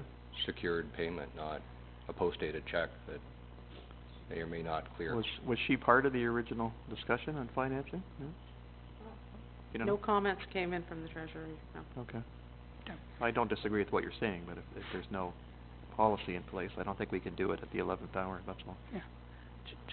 Just a second. Do you have a question? Yeah? Well, go I ahead. actually had a comment. I'd make a motion that we waive this policy for this situation, so we can provide high-speed internet to Sanford quicker and not slow down this process. I would say that, we just, before we vote on it, but I'd say, I don't think we're slowing it down to ask, we're not jeopardizing service to the community of Sanford. We're just saying, let's run it like a business, bring in a check, and then we'll be happy to refund it right afterwards. I'm not trying to get in the way of providing service to the I don't residents of mind Sanford. contacting it's Mr. Pop that has to provide Is the he check. providing We'll the just- check? Yeah, okay. We'll call him. All right, Okay. are you okay with that, Councilor Gary? It's to do what? To call them? To provide the check or whatever Ingrid's gonna call him? How about we get the cash, and then we just release this, okay? Sure. So get the That's cash. kinda So what we we're approve talking that about. after, Yeah. we approve As that, soon as we have that money, we will proceed. That's fine. yeah. Okay. Do you need a So motion can I get for a that? motion on the recommendation? Mayor Barton? Okay, all in favor? Carried, thank you. Are we still waiting for Amelia, right? Oh, you're there. You snuck in. We were too busy talking. Come on up. Okay, we're going to your report DS 2319, Amelia, regarding the C of A app for 614 Sanford. I guess I had a question about, when they're bringing in non-homegrown fruit, if I can use that. In other words, they're planting their trees now, they're bringing in fruit for 4 years. When the 4 years expires, you hope that they have enough on-site to accommodate the business. What happens if they don't? Can they apply now for an extension, or what happens there? I mean, it's never happened before, but my understanding is they do want to get this going quickly. So I think the 2023 is a stretch. They think it'll happen sooner, but they're not sure. Mm-hmm. So they were pretty confident that they can get it done by then. So I wouldn't allow another extension, no. We wouldn't consider it. So what happens 4 years out if for whatever reasons they don't have enough They have to. supply on hand? I mean, to- I mean, I'm sure we'd consider it, but I think by then they'll be well on their way. Okay. They're pretty confident about it, so besides, there is another... Like I went by there, but you can't really tell, I guess, because of the time of year, but where are they at? They have planted some, but Some? not enough, yeah. Because these things take They at take least- time, at least for time sure, to, yeah. to mature, right? So. Yeah. Okay. Any questions, Councillor Beach? The trees that they're planting, do you know the age of the trees? Because I know they start bearing fruit at 4 years. No, I don't. They didn't reveal that. I'm not sure. I'd have to ask them. Okay, because that would tell us a lot. Because they do, at 4 years, these type of trees start, that's when they start bearing fruit. Mm-hmm. Because I know that that's what we heard from Slabtown Cider. Okay. So do you want to make a motion, Mayor, Councillor Beach? Oh, sorry, Dave, did you have a question? I was gonna make the motion, but I'd rather it come from...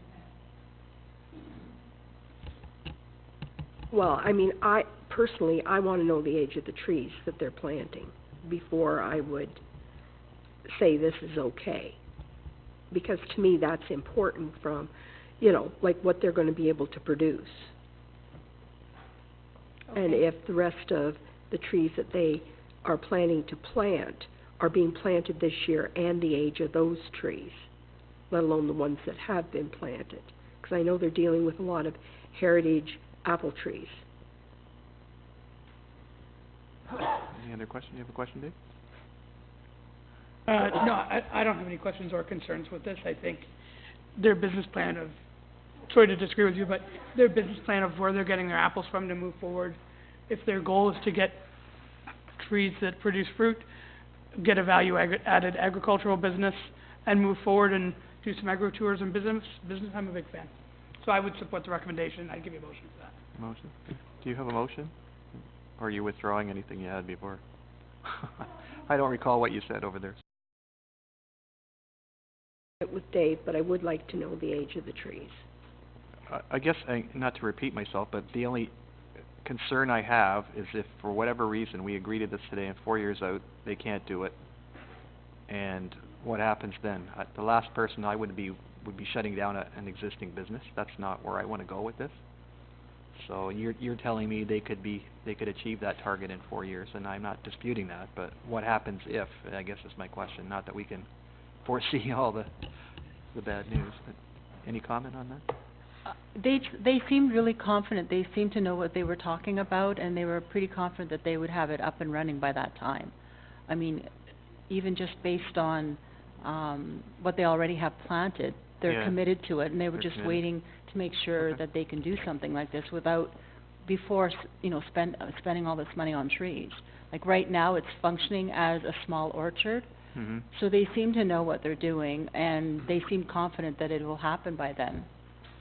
That's all I can tell you. It's what she relayed to me. I just know Paul Brooks had to go through quite a long thing with the region over bringing in food that he didn't provide from his own farm. And anyway, I don't want to make this into a big thing, but I'm just saying a concern at that point, but maybe they've changed their tune. Yeah, go ahead, Ingrid. I'm not sure if I missed it, but the agreement that will be in place will be with the property owner now. It doesn't run with title of the land, does it? It does. It goes with the land, for sure, yeah. Okay.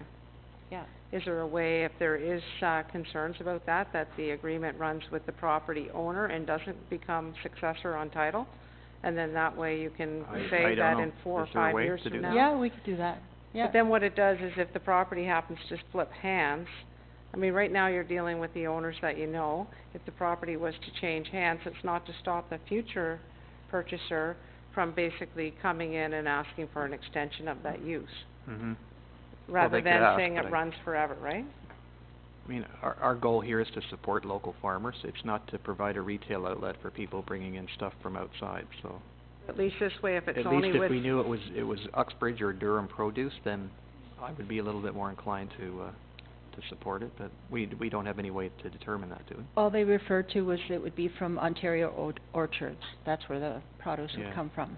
Maybe the recommendation is that council supports it, but you want it, the agreement to just be with the actual applicant. and that it not be on the successor on title, and then that way you are only dealing with the person that you know. Yeah. And if it happens to become a really great business and it does get sold, then there would be no reason why a future council wouldn't want to make it permanent. Do you want to make that amendment, Mayor Barton?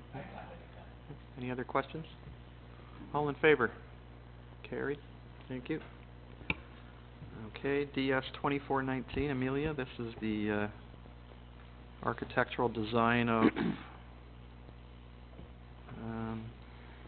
what's the address there? I don't have it. 96 and 98 98 Mechanic? Yeah. Questions?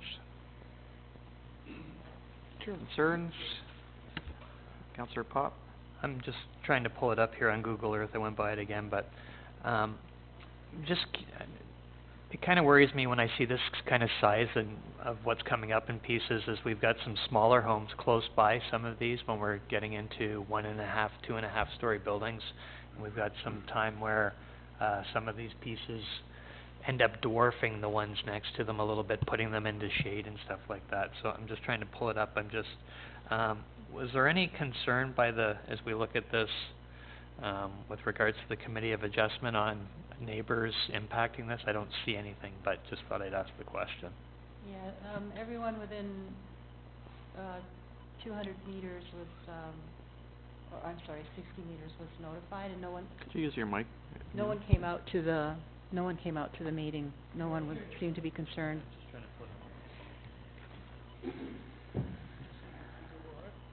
So there's the two-story one here, that's part of it, and then this one's two-story as well. So no one came to the C of A meeting? Okay. Amelia, did you say no one came to the C of A meeting? Yeah, nobody Speak to it? came out Did we being receive any concerned about it. correspondence or anything on it? Yeah, we did. We Yeah, did? everything was in support of it. Supporting? Yeah, yeah. Okay. Do you have any other questions? Do you want to make a motion?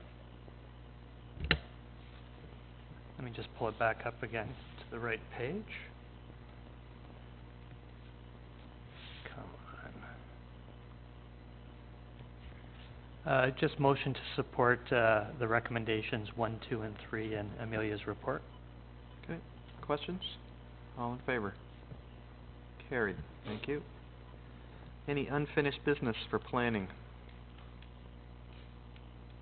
We'll just mention that the MCR, the Municipal Comprehensive Review, is underway, as you all know. So there are opportunities for us to provide input, and also we have that, I believe, on our website, correct? So it will shape the future of Durham Region for the next 20 years. So at least if you get a chance to go through it and read it, it provides you a lot of information. If you choose not to participate, that's up to you as well. But anyway, I'm just throwing it out there. Any other business? There being none. Pass it over to Mayor Barton for. Oh, my apologies. Yes, sir. Thank you, Councillor. You know I couldn't get through a meeting without Well, asking you a know. question. Through you to Mayor Barton. On the Rogers TV application there and Ms. Feldes' report on Sanford, am I to take it that Cosmin Pop has a tower in Zephyr, he wants one in Sanford, and he has or is getting one in Goodwood as well?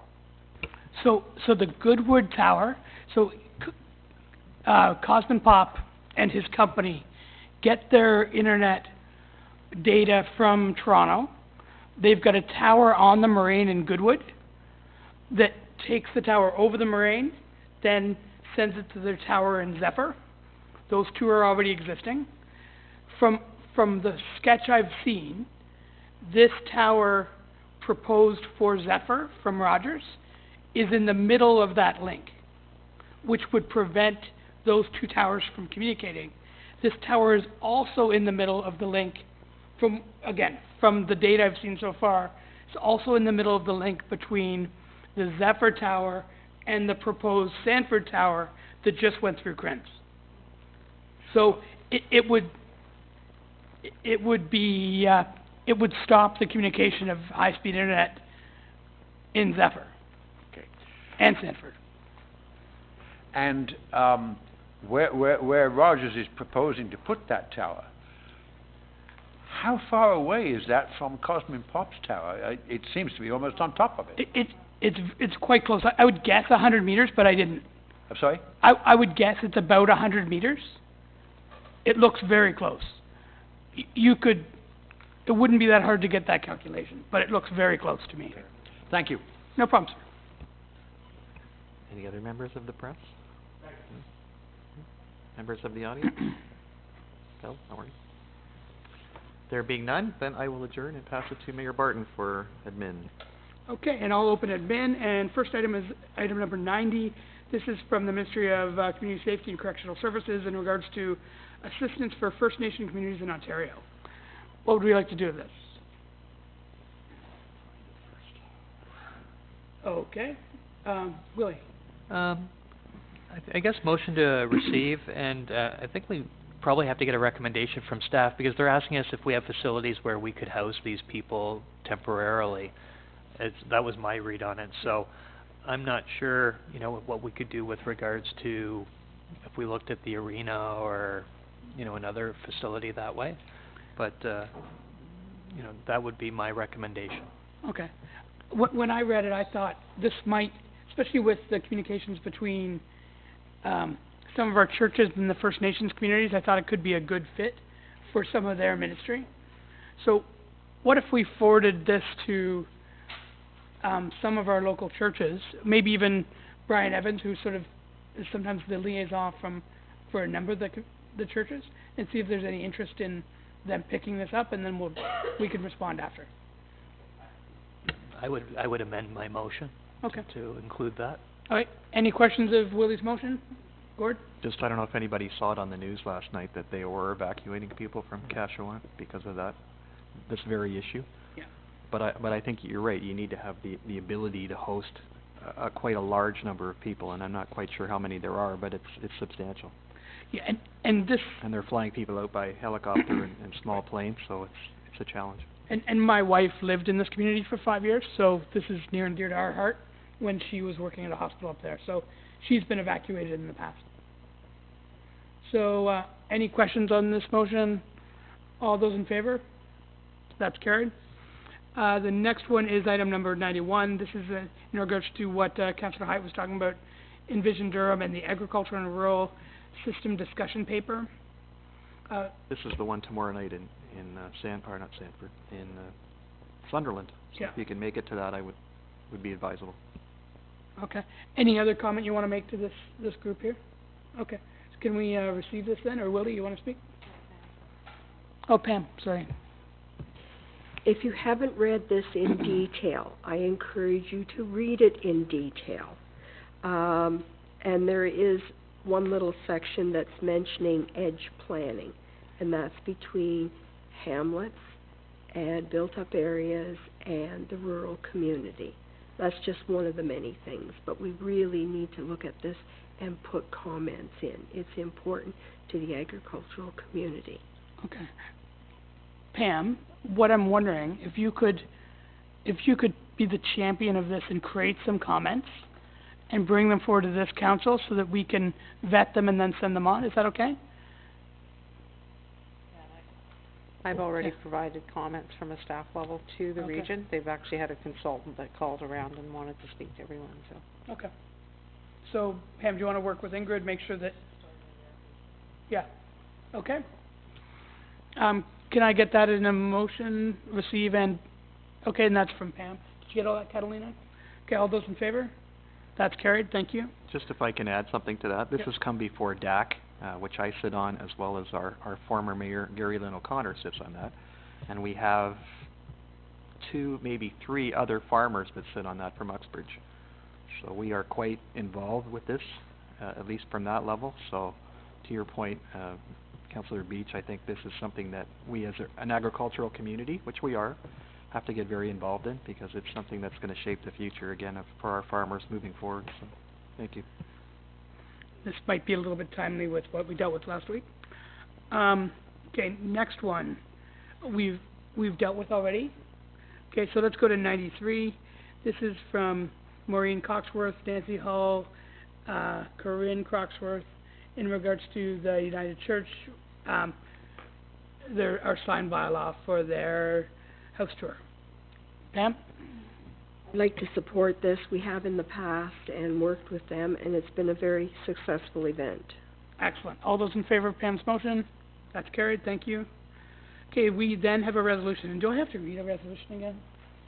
Yeah. I do. Excellent, I love doing this. Okay, resolution number 2019-05, April 15th, 2019, the provincial government's regional review. Whereas it's been 50 years since the regional government system in Ontario was put in place, and this was completed with careful and deliberate action over a 10-year period from 1965 to 1975. And whereas the government of Ontario has announced a review of Ontario's 8 regional municipalities, the County of Simcoe and their lower tier municipalities, by appointed special advisors. And whereas the open consultation amounts to 6 weeks via an online survey and a public meeting April 29, 2019 at regional headquarters, and whereas the review is strikingly limited in scope and time frame for a governance review impacting 5.4 million Ontarians living in 82 municipal jurisdictions across the province, and whereas the municipalities do not need a one-size-fits-all cookie-cutter approach to how we structure effective and efficient local democracy, and whereas 90% of the residents are satisfied with the composite, I'm going to slow down for this part, 90% of our residents are satisfied with the composition of local council and political representation in the township, and 89% are satisfied with the performance of the township in terms of making decisions and delivering services. And whereas 95% are satisfied with the customer service received from the township, and 96% are satisfied with the quality of life in the township. And whereas 65% of the participants rated the performance of the region of Durham in terms of making decisions and delivering services in Uxbridge as satisfactory or poor. So I think what we see with that is that, but I think what we see is people are very satisfied and supportive of Uxbridge, not necessarily Durham. So big government don't do a better job in Uxbridge. I think that's very clear. We'll get a report on that later. And whereas 85% of the residents do not support amalgamating some or all of the municipalities in Durham region. Therefore, be it resolved that the Council of the Township of Uxbridge endorse the current effectiveness of our two-tier municipal government as it has evolved on mutual agreement with our partner lower-tier municipalities since its foundation in 1974, and that the constituents of Uxbridge value their choice, voices, and diversity of representation, and should have a direct say before any change in municipal representation or possible merger with other municipalities, and that the Township of Uxbridge Council is best suited, indeed most qualified, to decide what solutions are best for the Township, as Council was expressly elected to represent the constituents' interests in municipal matters, and that this resolution be forwarded to all Durham municipalities, the Association of Municipalities of Ontario, the Minister of Municipal Affairs and Housing, and made publicly available on the Township website. Signed by me. Okay, all those in favor? That's carried. Any questions on this? No. All right. Sorry I went so fast in the beginning. No. Yeah, exactly. Okay, next one is under unfinished business. We've got from Jana Laback, and it's a request to declare the Mud Girl event on June 22nd and 23rd at Dagmar a municipally significant event. And let's combine those two with the other one, 94. Okay, so can I get a motion to lift that from the table? That's, all those in favor? That's carried. And then let's link that with the next item, which is item number 94. Now, guys, this was a little bit frustrating from my side of things. We're calling something a municipally significant event that is advertised as being in Oshawa. I love events being in Uxbridge. I just think somewhere you shouldn't have to click 4 times through their process to find out that it's actually in Uxbridge if we're calling it significant. Yeah, and if Oshawa wants to call this significant and have the beer tent in Oshawa, that's probably fine. I think the other side, Mayor Dave, was Yeah. when we talked about this, they're operating out of, I believe, Montreal. Yeah. And we were asking for clarification with regards to who they were supporting from a charitable perspective. Mhm. And they still haven't really answered that question of what we were asking. They just refer to, I believe, Canadian Breast Cancer Foundation. And that's why we were trying to understand if we were receiving benefit locally from it. And I don't really get the impression that as it came back that we got that clarity. Okay. So can I get a motion? I don't think I'd vote to support it, but it's up to you guys.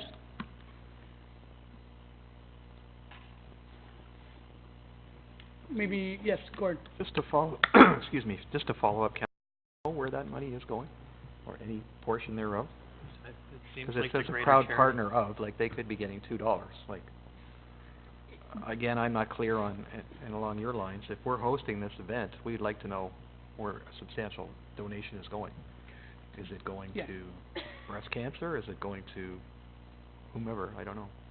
I think we need to pin them down on this a little bit more, rather than just saying, yeah, we could do that, we could do this, so. Does anybody have any more information on that? I know the industry Not a little that bit. I'm frowning on the absolutely. event, I just think Yeah. they need to come clear and say, you know, where it's going, so. Just my thoughts. This is definitely a for-profit event. And we had a Born in Uxbridge event called Mud Hero that was similar. Yep. That is no longer, it's been purchased by an outside company, but, it's not that for me. It's the fact that when I looked on their website, it was based in Oshawa, like it was an Oshawa event. Okay. Laura, do you have any additional data or not? Okay. So, folks, what do we want to do? Do you want to just receive it? Okay, let's make a decision. I have to get out of here. You should, not deny the request. You should tell them that you're not gonna. Okay. So, Gord, give me a motion. I just need more clarity. I support the concept of the event. I just think they're not coming clean with exactly where the funds are going here. If they would say, you know, 80% of our money goes to local charities, including this, that, and the other, but I don't think. So our, Sorry, go ahead. sorry, through you, Mr. Chair, our staff have tried to be in contact with them to get responses, and it has been challenging to get a straight answer from them, or they'll take weeks to answer simple questions, and we have to follow up with them, so they haven't really been. But if you were to follow up and say, our council is reluctant to support your event because we're not being provided with enough clarity on where the money is going. My discussions with Jana was never really with respect to where the funds were going, to any monies that were raised. My question was with respect to that the event was taking place in Uxbridge, yet it was advertised in Oshawa, and if they could clarify that or change that before we declared it a municipally significant event. So if you would like, I can get more clarification from her as to where the funds are going. Okay, let me make a motion, and you guys, someone can decide if you want to support it or not. I think the motion should be that we do not declare this a municipally significant event until we find that either the marketing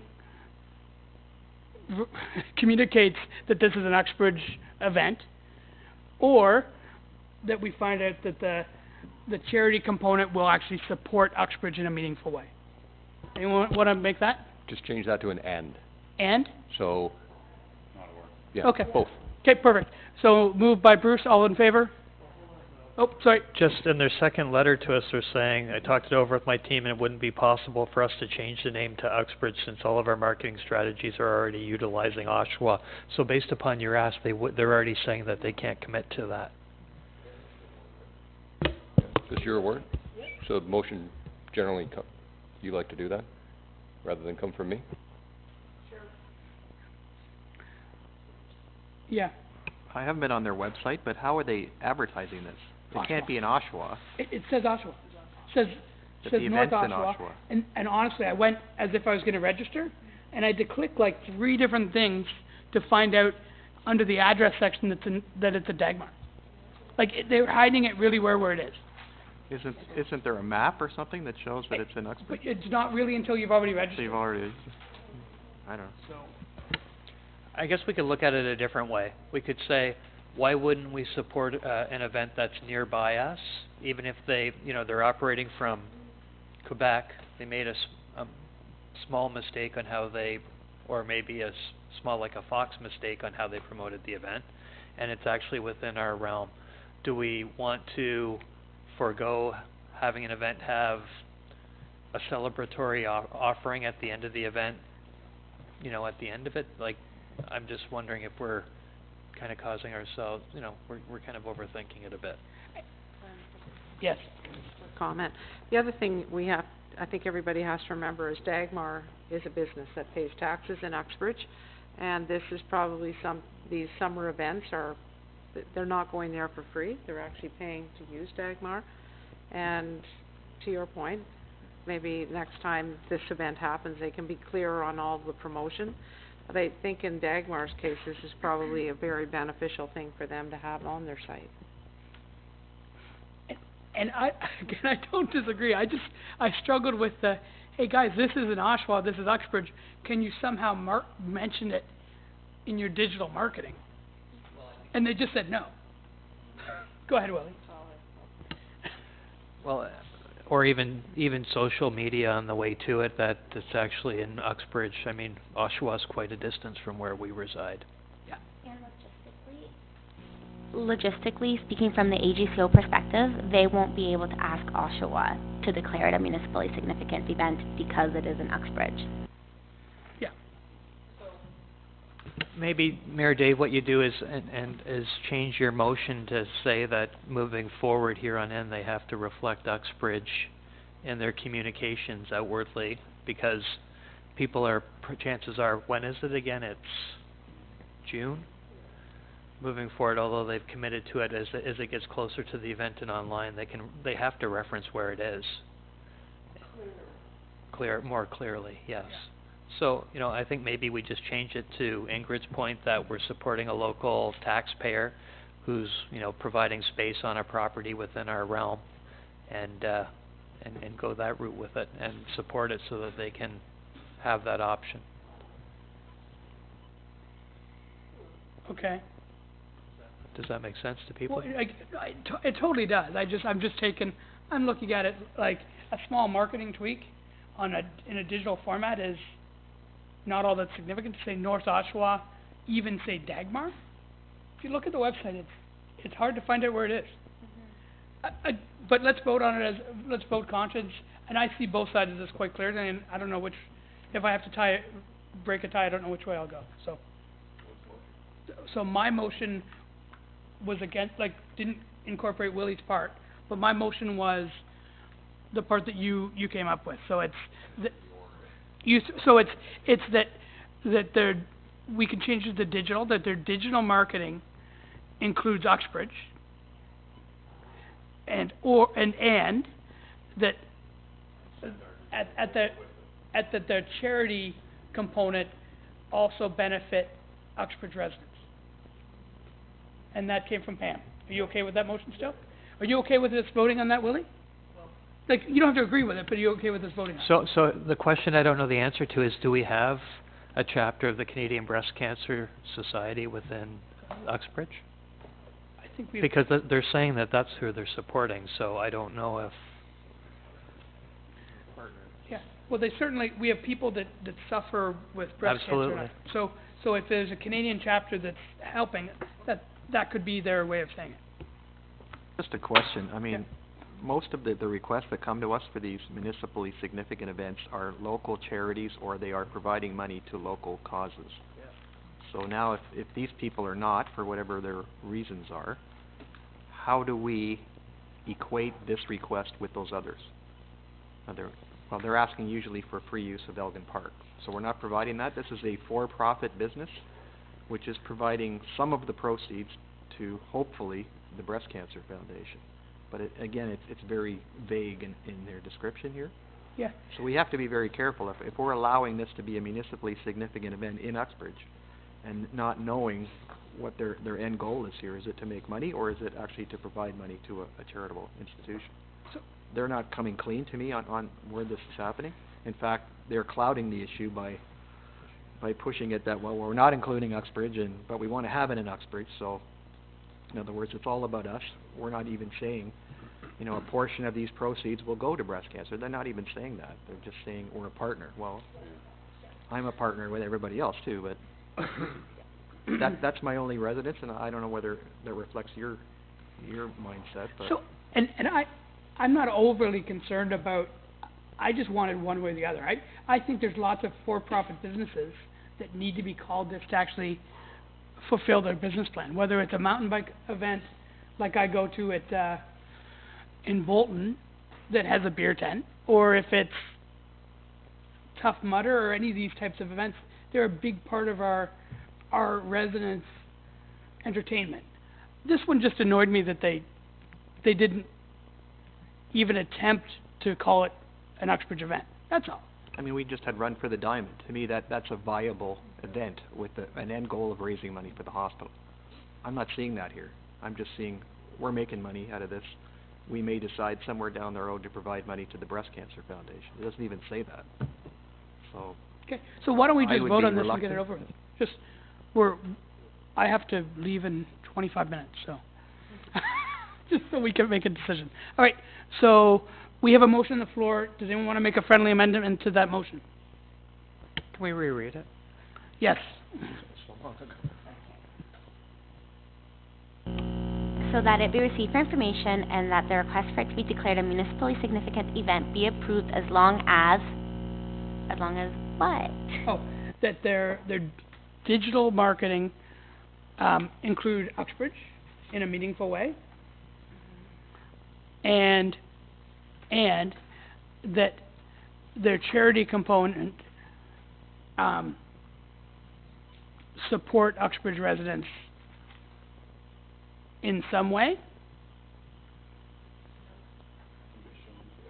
Can be shown to support Uxbridge residents. Or, well, so, but if they nationally support breast cancer, let's leave it open so they don't have to give it to Bonner Boys who give it to someone's breast cancer. Like it's okay. Okay. All those in favor of that motion. Okay, carried. All right, next is just a second. Oh, next we're going in camera, so I think we're done. Oh yeah, one more thing, sorry.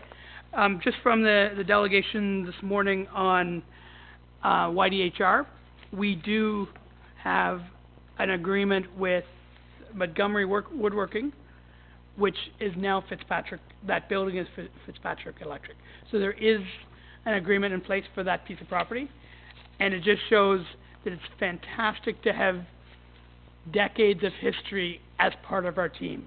So thank you, Ingrid, and you're never allowed to retire. Okay, so we are now going in camera. Diane, any questions from you, Moya, on the last bit? Okay, reach out if you need to. And Diane, any questions? Okay, then don't let the door hit you on the way out. We're going in camera. I was just joking, Diane. Okay.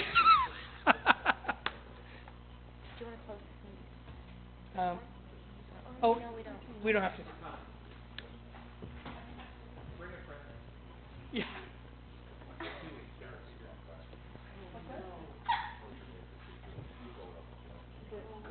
By the yellow jacket, yellow vest?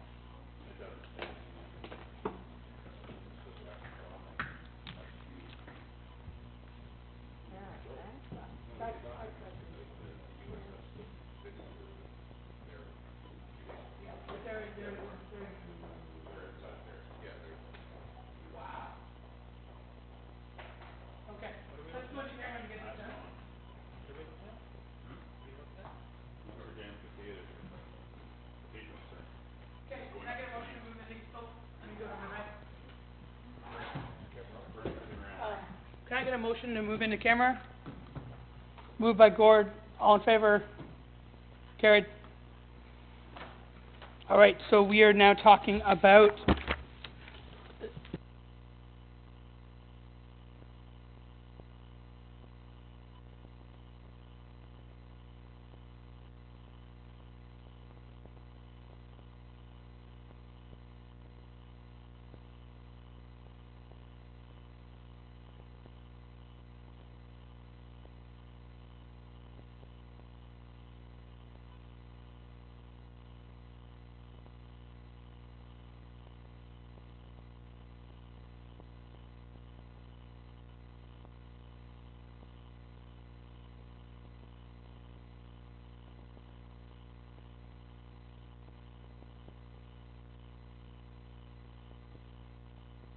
Can I get a motion to come out of camera? Oh, Bruce, can you open the door? Okay, so motion to come out of camera moved by Gary. All in favor? That's carried. Can I get a motion to adjourn if there's no other business? Motion to adjourn by 2 Willie Pops. All those in favor? Somehow we got a larger council. Carried.